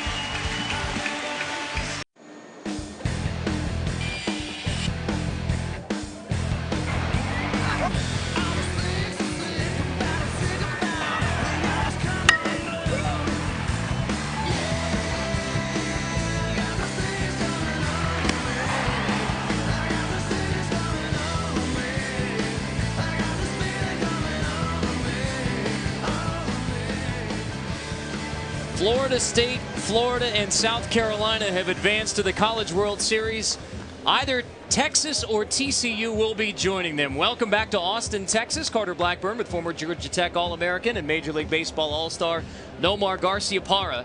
TCU has a 1-0 lead, now 9 outs away from their first trip to the College World Series. Can Texas now come back in the last 3 and earn their 34th trip to the College World Series? Well, we know Texas is definitely capable of putting some runs up. We saw that yesterday, and they also know how to produce runs, especially with Augie Ball. If they get somebody on, they're going to move them over, trying to get them in scoring position. But we've just seen great pitching performances, also from Texas side, who came out already, Brandon Workman, but he's done just a great job. Has 1 earned run, the 1 earned run that we see, and a little help from an error that from an overthrow that got the guy in a runner in scoring position. So TCU right now has a good job, a little bit unconventional. Henry getting some jams, but getting himself out of it. Kyle Winkler doing an unbelievable job for TCU. TCU pitcher Kyle Winkler has pitched out of jams throughout this game. 7 left on base by Texas, 5 runners in scoring position. Winkler out there for inning number 7. The sophomore from Sugar Land, Texas, Kempner High School, has had only one 1-2-3 inning. That was last inning in the 6th when he retired Texas in order. So it's a run of 4 straight set down by Winkler, and that's his longest run of the day. I think that was the most important time to actually have a 1-2-3 inning. When you finally get a run on the board, the momentum, you're excited. You want to get those guys back in the dugout as quick as you can. You don't want to have another one where they're knocking on the door to try to get out of it. That was a big inning for Kyle Winkler to say 1-2-3, and here he comes out with a strikeout to lead off this inning. Great job. Once again, we talked about his confidence growing throughout the game. That was critical for the TCU baseball team. So let the countdown begin for TCU fans. 8 outs away from the first trip to the College World Series for TCU baseball. Now, there could be a lot of adventure in those next 8 outs, but Kyle Winkler is settling into his best rhythm of the game. Don't worry, if you're a TCU fan, you're going, 8 outs is a lot of outs. Let's not worry, but 1 at a time. Say, Kyle, don't worry about how many it takes, just 1 at a time. Rowe grounds to the shortstop, Featherston. High throw. Curry comes down on the bag, however, to retire Connor Rowe. This is a different Kyle Winkler than we saw in the early innings when he was leaving the ball up, when he was missing the strike zone. Now he's rolling. Carter, you're right on. You're absolutely right. He was leaving that ball up. They were taking advantage of that, staying, Texas hitters. They were getting guys on, getting guys in scoring position, and then he seemed to, when he had the pressure on, is when he got back down. But now he's keeping the ball down in the zone. You saw a ground ball and got a K already. Another one up the middle. Cole Walla puts this one past the shortstop, Featherston. That's the first base hit for Texas since the 4th inning. The road to Omaha continues tonight on ESPN2. Some of you will see the Arkansas Razorbacks and Arizona State Game 2 of their series, or the decisive Game 3 between Cal State Fullerton and UCLA. Check your local listings for the game in your area. NCAA Baseball Super Regionals presented by Capital One on ESPN2 tonight, 10 Eastern. What a dramatic end to Cal State Fullerton and UCLA last night. Back and forth before UCLA ends up winning at 11-7 in 10 innings. Here we go, Lord. Here we go, Brando. Turn the horn.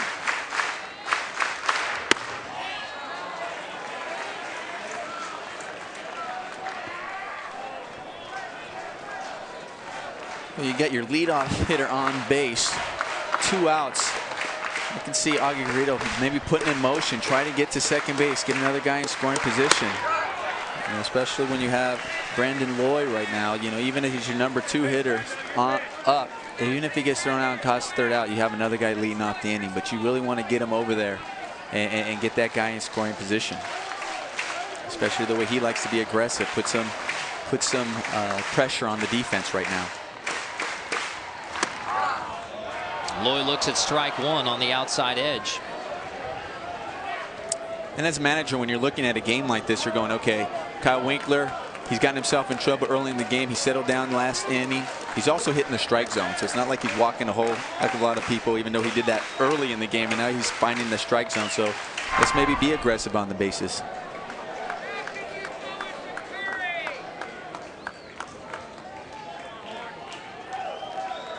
Texas once again puts a man on base, but they have not gotten anyone home today, obviously with the 0 on the scoreboard. 7 left on base, 5 of them in scoring position.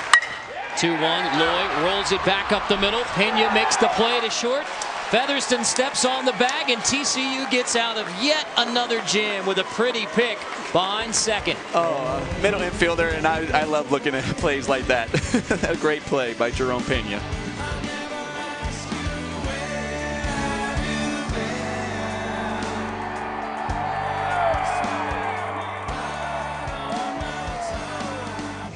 The Gamecocks are in, the Gators are in, the Seminoles are in. Now will it be Texas or TCU? UCLA and Cal State Fullerton in a dramatic game last night, forcing Game 3 with the 10-inning win for UCLA. Then Florida State winning in 3 games over Vanderbilt. Seminoles are in, and now TCU is 6 outs away from the College World Series.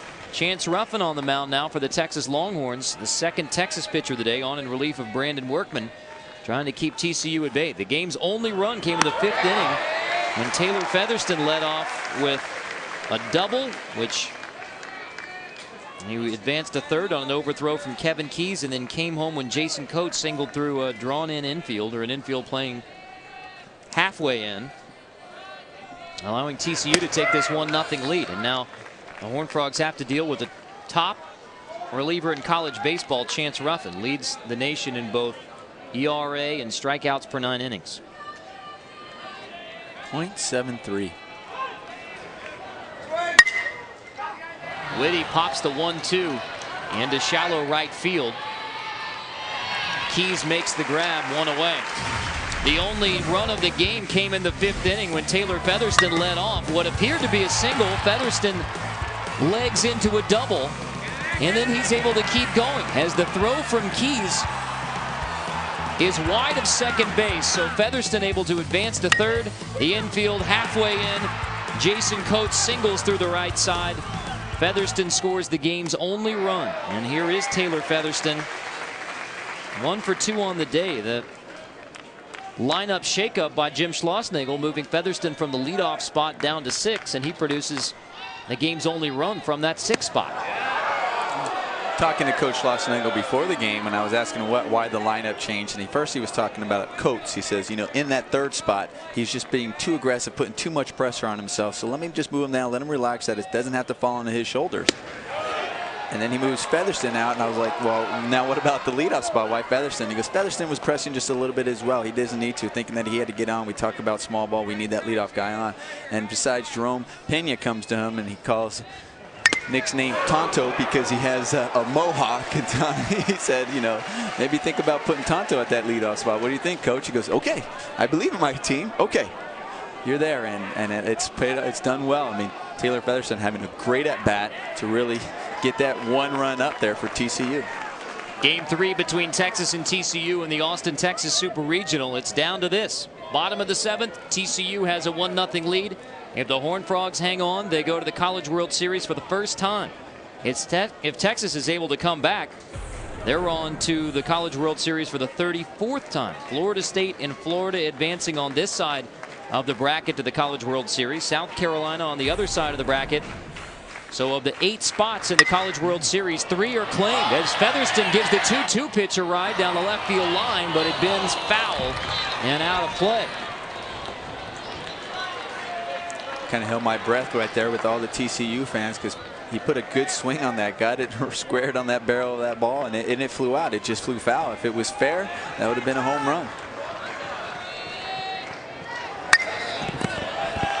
Featherston hitting near 500 over the last 12 games. Most of those were TCU wins. They'd won 11 straight prior to the 14-1 loss yesterday. The sophomore from Katy Taylor, who has missed games this year with a thumb injury and a knee injury, is feeling it right now in the postseason.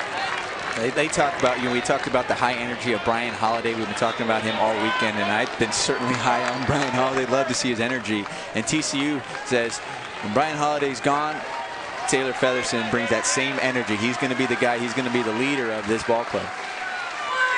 Full count pitch, down low, ball 4. Featherston draws the walk from Chance Ruffin. That's a great at bat right there. He battled. He fought out some tough pitches, took some tough pitches. Great eye to draw that walk. I mean, here we are. We saw that ball. He's got such a lot of movement. Chance Ruffin has a lot of movement on his ball, both his fastball and his slider. And that one just fell out of the zone. He did a good job taking that. Not an easy pitch to lay off of, and he did. We talked earlier about how TCU was trying to become like the 1960 Pittsburgh Pirates. They were blown out score-wise in that World Series against the Yankees, 55-27. And yet it was Pittsburgh who won the World Series. Well, in this Super Regional, TCU has been outscored 15-5 by virtue of the blowout win on Saturday by Texas. And yet here it is, bottom of the 7th. Game 3, winner goes to the College World Series, and it's TCU who has the lead 6 outs away from Omaha. And the lead because of the shakeup in the lineup thus far. We just talked about, and here we are, the guy who has the RBI, Jason Coates. That Coach Schlossnagel said was batting third, was putting too much pressure on himself, relax a little bit, and now he's got the RBI.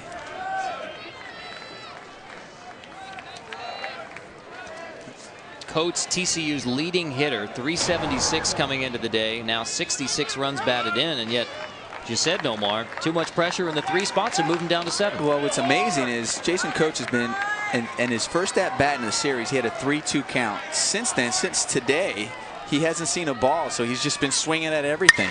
And here he is. He's relaxed. He's seen some balls. He saw them, and he goes to right field, got an RBI, did a great job. So obviously, it must have taken the pressure out, because you could see him that after that first at bat, when he finally saw a ball, saw 3 of them in one at bat, he didn't see any. He kept swinging at the ball, and they weren't necessarily strikes. Just kept swinging balls out of the zone, kept going, and just being so aggressive. And that's what Coach Schlossnagel saw and said, "Hey, let's take that out of you." And it's definitely paying off today so far. And yet Ruffin comes back to K. Jason Coates for out number 2 in the 7th. First strikeout by Chance Ruffin. Coverage of the road to Omaha continues on ESPN2 tonight. Clemson versus Alabama in Game 2 of their series at 7 Eastern. The NCAA Baseball Super Regionals presented by Capital One on ESPN2 tonight. 5-4 Alabama winner over Clemson yesterday. Tide had a 5-0 lead in the second and then held off the Clemson rally to take Game 1 of that Super Regional in Clemson, South Carolina.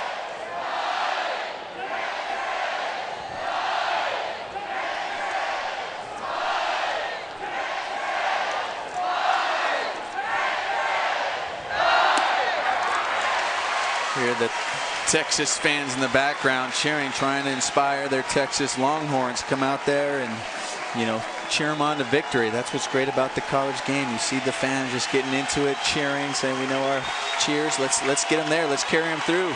Scare them through, people. Let's get on our feet."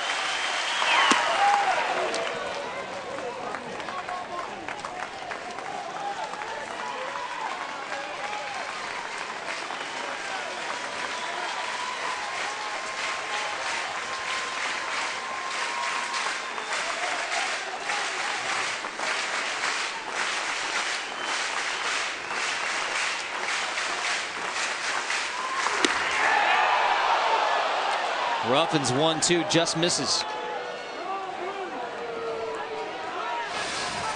Here's a good pitch. Started off as a strike, but you definitely see that just kind of fall out of the zone. It was a good pitch, pitcher's pitch to get the hitter to swing at it. Not necessarily, that wasn't a strikeout pitch right there. Strikeout to have him swing, but not a called strike. Once again, the umpire doing a good job, not calling that, not giving it, but great pitcher's pitch right there.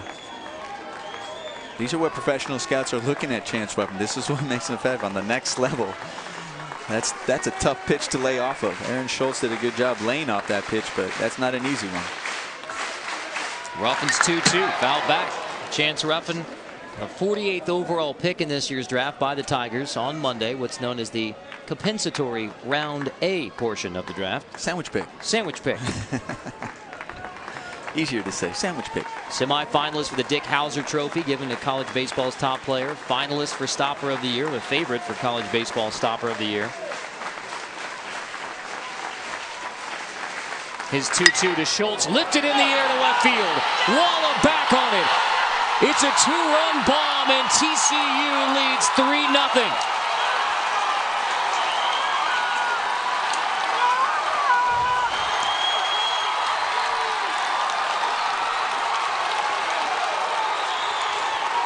The Frogs trot a little bit closer to Omaha.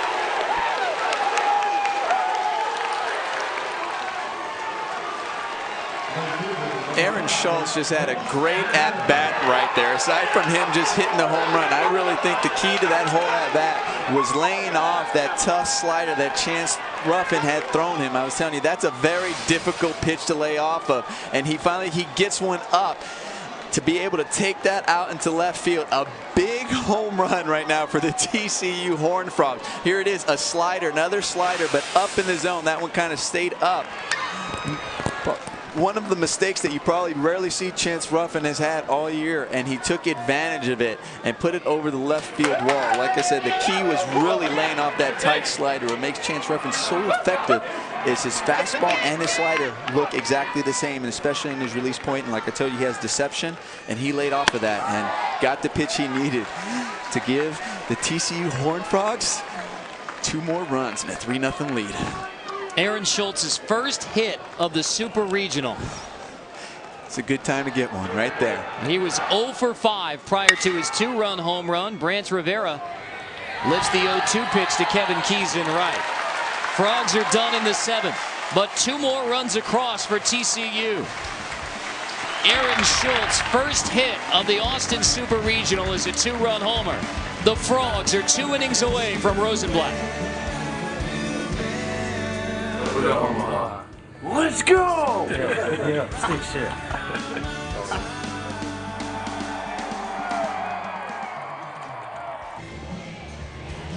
Take a look at our game track brought to you by Coke Zero. Shows that Texas 0 for 7 with runners in scoring position. They have left 5 men in scoring position today. 8 left on base total. Kyle Winkler pitching out of jam after jam. And then Aaron Schultz with the 2-run bomb in the bottom of the 7th, making it 3-0 TCU on the tournament's number 2 seed, the Texas Longhorns. Kyle Winkler pitching out of jams time and time again, especially in the early innings. Yeah, I mean, we talked about that when he got himself in trouble is when his ball was kind of up in the zone and stayed flat. His breaking ball stayed flat. And when he found that pressure in that pressure situation, he found his groove and got the ball back down in the zone. And we've seen that over the last few innings when his confidence was growing. He kept that ball down in the zone. And here we are 3-0 in the top of the 8th. In the 4th, he gave up a single and a walk and had a man on third base.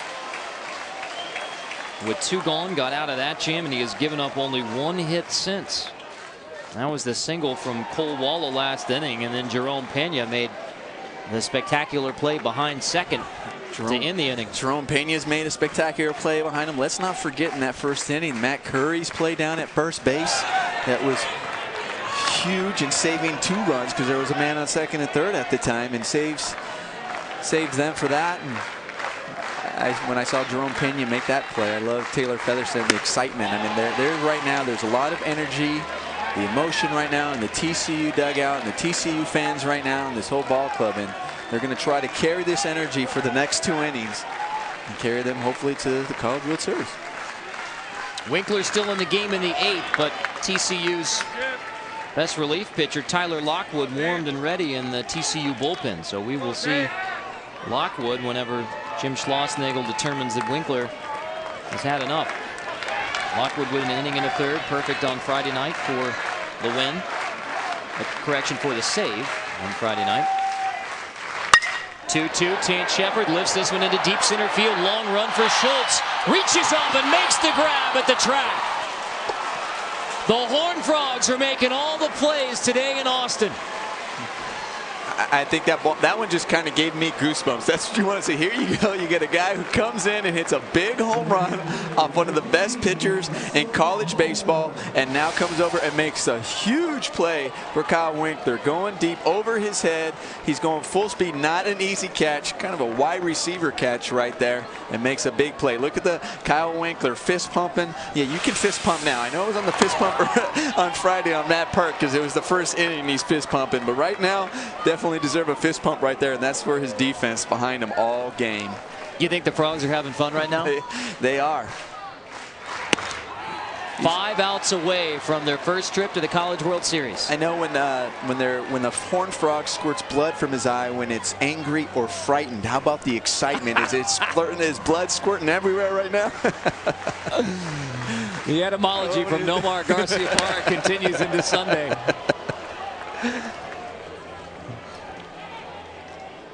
I'll tell you what, they pull this off, it'll squirt it farther than 4 feet. I'll tell you that. Well, Jim Schlossnagle said before this weekend started, when Texas gives you opportunities, you have to capitalize. TCU has done that. Moldenhauer, it's Pena behind the bag, safe at first. Moldenhauer, nearly another spectacular play from Pena.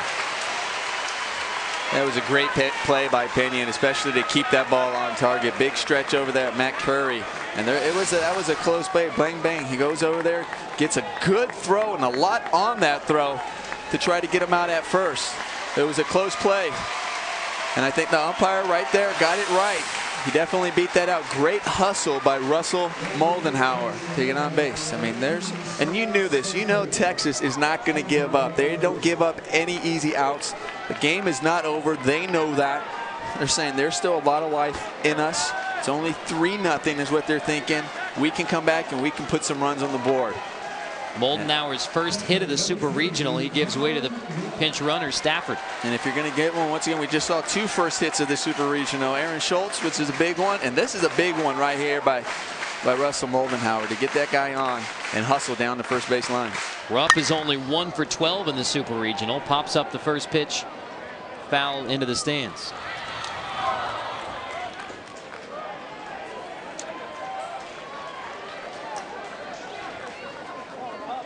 Cameron Rupp, who ended this Super Regional on a 13-game hitting streak, but has only 1 hit to show for it against TCU pitching. 3rd round pick of the Phillies this week.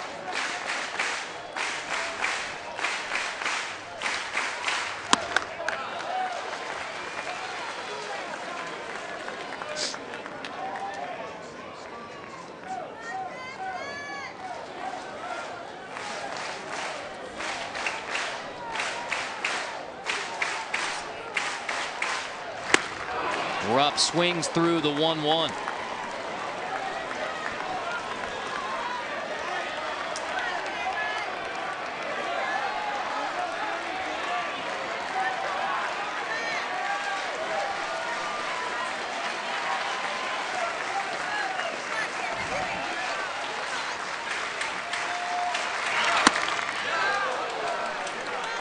But right now we look at the situation right here. We talk about Augie Ball.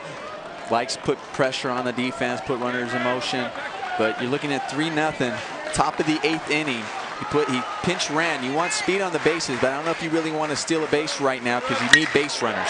Rupp sends the 2-2 pitch into center, but it hangs up again for Schultz, who's made both putouts here in the 8th. Hard hit ball, but it hangs up. The College World Series returns to Rosenblatt Stadium in Omaha for one last time. Coverage begins 6 days from now, Saturday, June 19th, 2 Eastern, live on ESPN HD. For more, log on to NCAA.com, the official online home for all 88 NCAA championships. South Carolina, Florida, and Florida State are in the College World Series. There are 8 total spots, meaning that 5 remain. One of those remaining spots will go to either Texas or TCU. 2 outs in the top of the 8th. TCU is now 4 outs away from its first trip to the College World Series.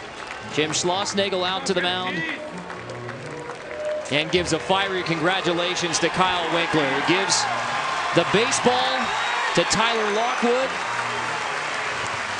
pitching out of early jams. And Nomar, you said from the beginning, TCU needed a good effort from Kyle Winkler today, and they got one. And they did. And what's so impressive about Kyle Winkler today was getting out of those jams, really settling down. He got himself in the jams, and you're going, oh no. If you're a TCU fan, you're going, uh-oh, what's going on here? Is this going to be that big inning? And he came out of there and was huge. 7 2/3 shutout ball. Lockwood on for the Frogs. 4 outs away from Omaha.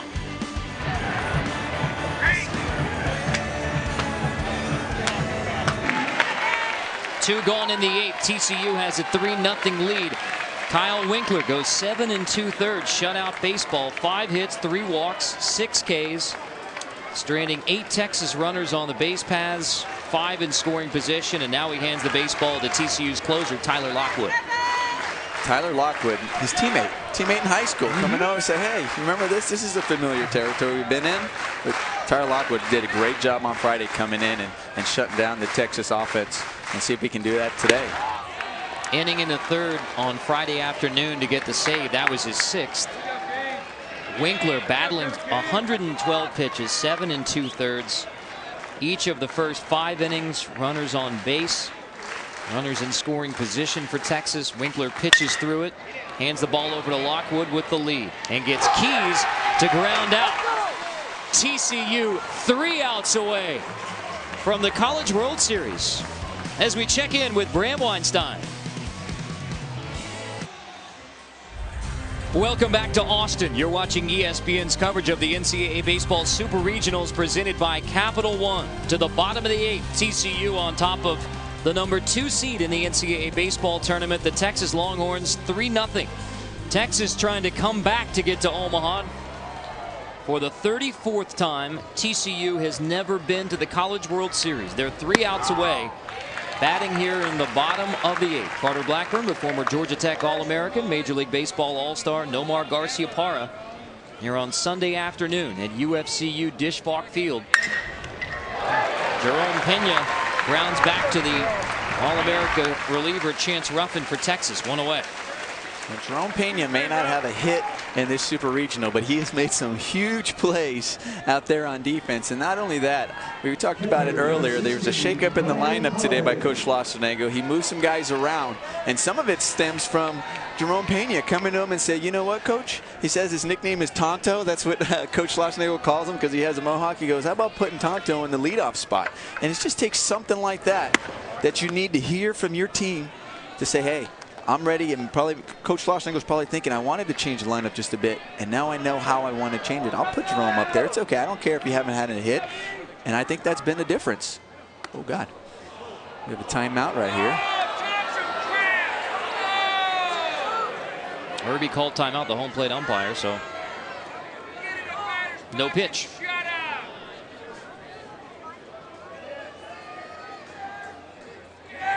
Holiday turns on the 1-0.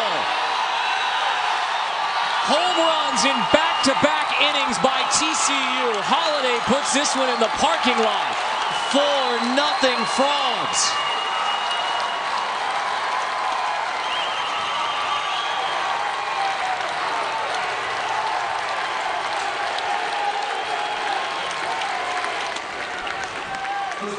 We talked about Brian Holiday really being the backbone of this team, the leader of this team with all the energy. And the way TCU's been playing thus far, there's energy everywhere. You even saw when Coach Schlossnagle came out to take out Kyle Winkler, he gave him a big pat on the back. He was fired up. He's showing, all right, we got to go out there and get this one. Tyler Lockwood coming in, everybody outside of the dugout. When Kyle Winkler came out, giving him a high five. And there again, everybody just, there is a lot of energy in that dugout right now, and they're feeling it, and they're hoping they can pull this off for TCU, the first time ever to go to the College World Series. Chance Ruffin had given up 2 home runs all year, 36 appearances, 2 home runs. Here in Game 3 of the Super Regional, a home run to Schultz in the 7th, and now a home run to Holiday. Curry follows it up with a single up the middle. You don't think momentum and energy and confidence isn't important in baseball? When you have 2 home runs, like you said, hasn't given up only 2 home runs all year, 2 today, and Matt Carey coming up and saying, I'm going to get I want to be a part of this action. It's a base hit right up the middle. I'm feeling the energy up here. I really am. The TCU fans, and I know Texas fans aren't too happy right now, but this is what college baseball is all about.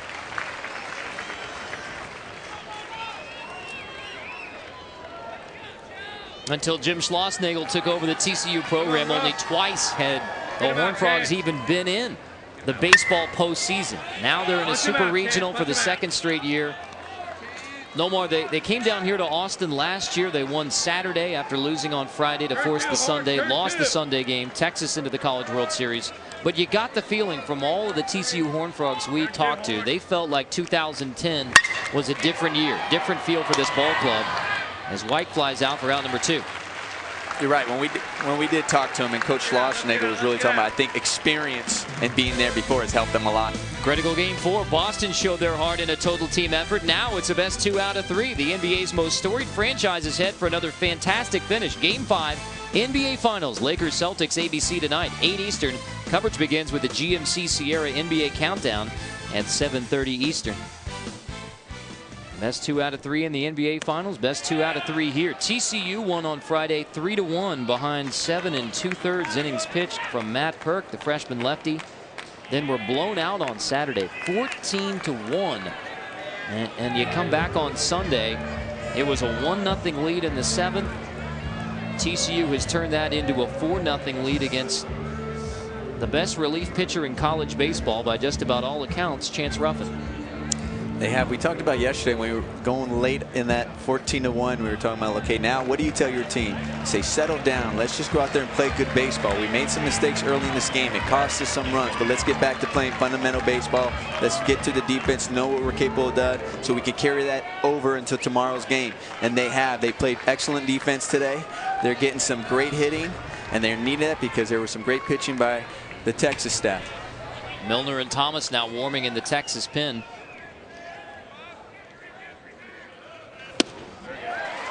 In case Chance Ruffin can't get out of this 8th. And just a reminder, TCU is the home team here. It's NCAA competition, so even though it's Texas home field, TCU won a coin toss to determine who would be the home team in Game 3. So TCU has the last at bat, meaning if they can close Texas down in the 9th, they don't have to bat in the 9th. 4-0 TCU on Texas going to the 9th. The Horned Frogs 3 outs away from their first trip to the College World Series. After Schultz's dramatic 2-run home run in the 7th, Brian Holiday hammers one into the parking lot. 4-0 Frogs going to the 9th. The NCAA Baseball Super Regionals is presented by Capital One Venture Card, official credit card of the NCAA Men's College World Series. And in part by AT&T, Rethink Possible. And Despicable Me, an animated comedy event in eye-popping 3D, July 9th.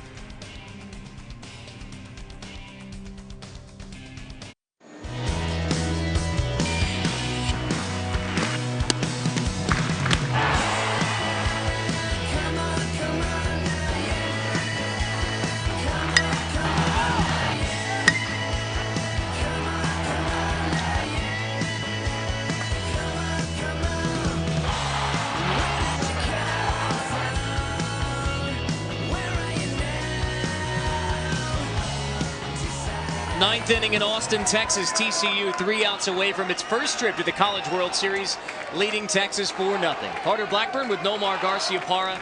You have to love the emotions of college baseball this time of year. Yesterday, it's all Texas, 14-1 over TCU. Now the Horned Frogs make all the plays on Sunday. They're on the verge of going to Rosenblatt. And not only just plays, the emotion that they're playing with right now. They're getting high. They're scoring 3 runs off one of the best pitchers in college baseball, Chance Ruffin. They have 2 home runs. I'm feeling the energy all the way up here in the booth. It's so exciting right now. College baseball and the road to Omaha, and trying to be the first team in TCU history to reach the College World Series. For Texas in the 9th, it'll be 7, 8, and 9 in the order. Lusson, Etier, and Connor Rowe due up. Kevin Lusson, the hottest hitter for Texas right now, 5 for 9 in this Super Regional. They're facing the TCU right-hander, the senior closer, Tyler Lockwood. The Longhorns have had their chances. 8 runners left on base in the game, 5 of those runners in scoring position. Now all they need right now is just base runners. They need guys getting on base. They need to get those to come back in there. They're not looking to do too much. You just want to get them. And Tyler Lockwood's going to say, I don't want any part of that. 2 outs away from Omaha.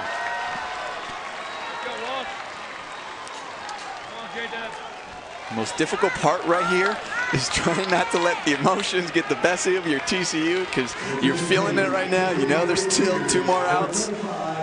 And not to get too excited to make every play, because you're feeling it.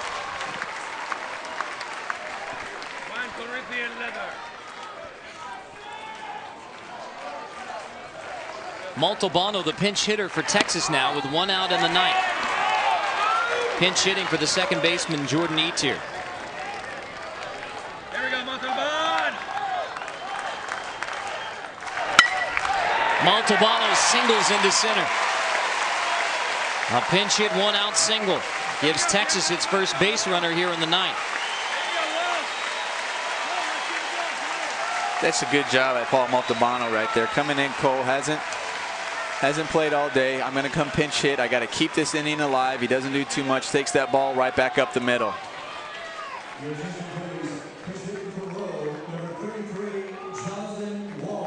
Another pinch hitter for Texas, Jonathan Walsh. Yesterday's starting left fielder.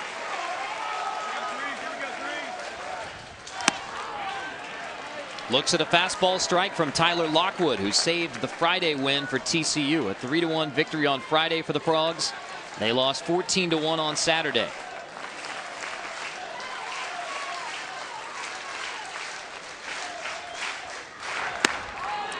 Tyler Lockwood really attacks you with that fastball. Attacks the zone. He's got a lot of good sinking action on his fastball.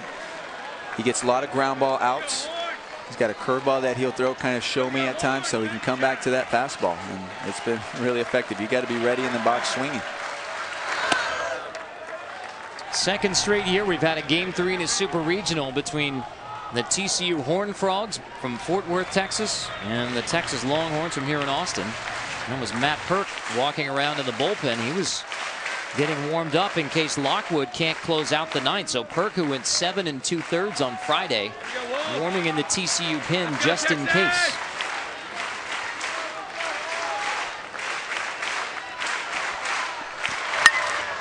Walsh lifts the 1-2 into center field. Schultz charges in, and right near the Longhorn logo, he squeezes it for out number 2. How many outs away? 1.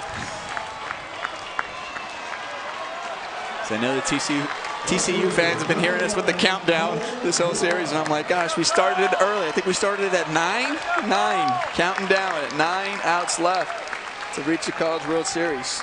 Now we're down to 1 with a 4-0 lead. Cole Walla swings through the first pitch from Tyler Lockwood, strike 1.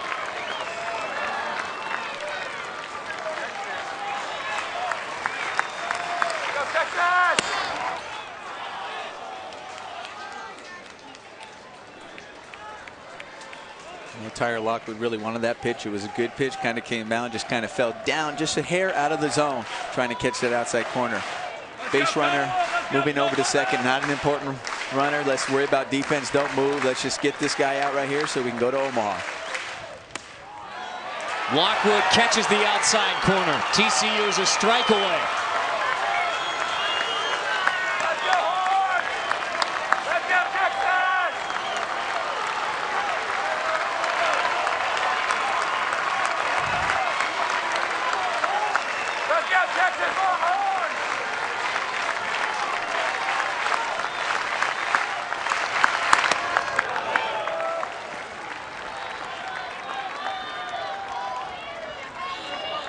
Wall at the top of the Texas order, so if he's able to reach, you have Loy, Shepard, and Moldenhauer coming up for the Horns.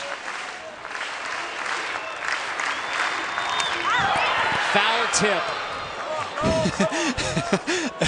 I'm laughing because you could just hear the TCU fans erupt like, yes, there it is, and all their hearts, the excitement going in there. I even felt it a little bit myself. The stadium on edge, whether you're wearing purple or orange. Hockey lock! Make it big!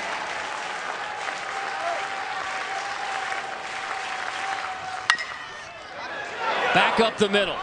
Pena grabs it, throws to first. It's wide. A run will come home.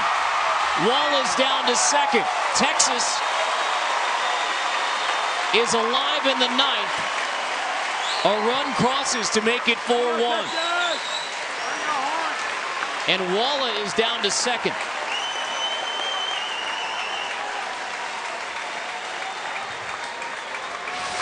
Jerome Pena down. He's been great defense all game. Comes over there, gets the ball, tries to get a good throw, just kind of throws it across his body.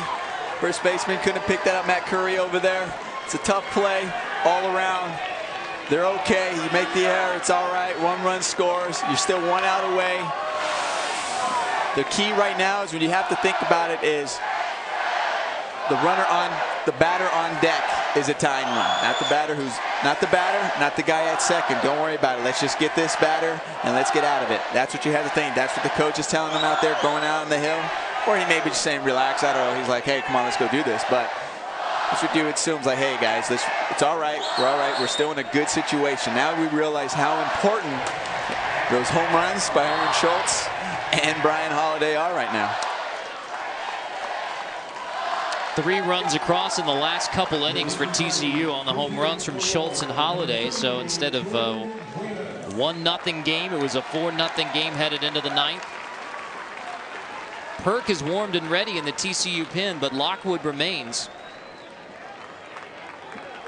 Jordan Weymouth now the pinch hitter for Texas, pinch hitting for Brandon Lloyd.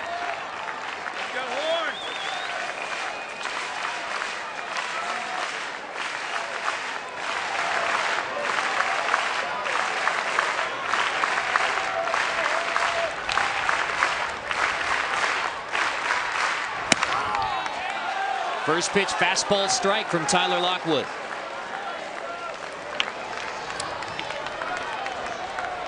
My hands are sweaty. I'm nervous. I think I'm feeling it for the TCU fans right now.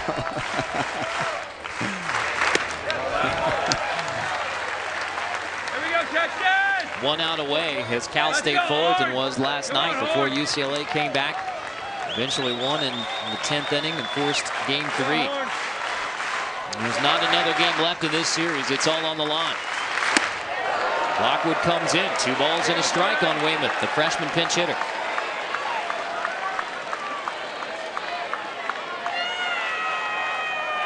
And as Nomar pointed out, the tying run is on deck in the person of Tant Shepard, who homered yesterday, a 4-for-5 day, as part of the 14-1 rout for Texas over TCU on Saturday.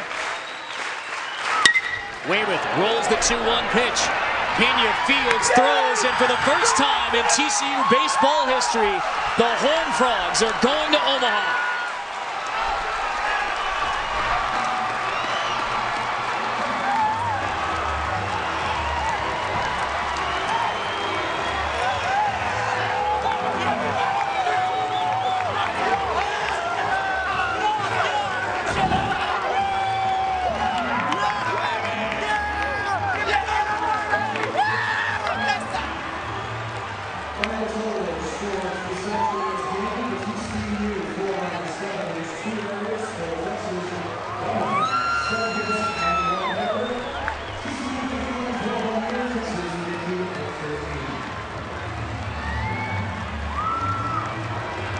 The South Carolina Gamecocks, the Florida Gators, the Florida State Seminoles, and now the TCU Horned Frogs. Reservations confirmed in Omaha.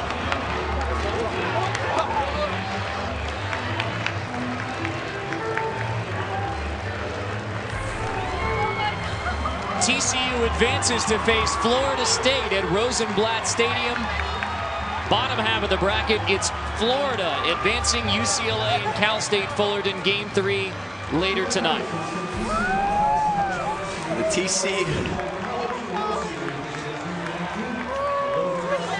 TCU Horned Frogs are in for a treat. First time to ever get to the College World Series. I know the people in Omaha right now are excited that they make it because they can't wait to embrace somebody for the first time to reach the College World Series and show them what Omaha College World Series is all about. Kyle Winkler, 7 2/3. He is our Capital One player of the game. Nomar Garcia-Parra said a key where TCU was getting a performance out of Kyle Winkler. He battled in the early going and was strong at the finish. The key is with runners in scoring position, he really settled down, and that's just gutting it through right there for your team. When I got myself in trouble, I'm going to get us out of it, and I'm going to believe in you. And there's a couple of great plays behind them that help him get out of that. Like we talked about early in the first inning, Matt Curry coming up with a great diving play down first base. Just a great team win all around. Good to produce runs against a great pitching staff for the Texas Longhorns. And congratulations to the TCU Horned Frogs. Omaha, get your purple t-shirts ready. TCU is coming to Rosenblatt Stadium by virtue of a 4-1 win over the Texas Longhorns. Coming up next, it's a college baseball studio show.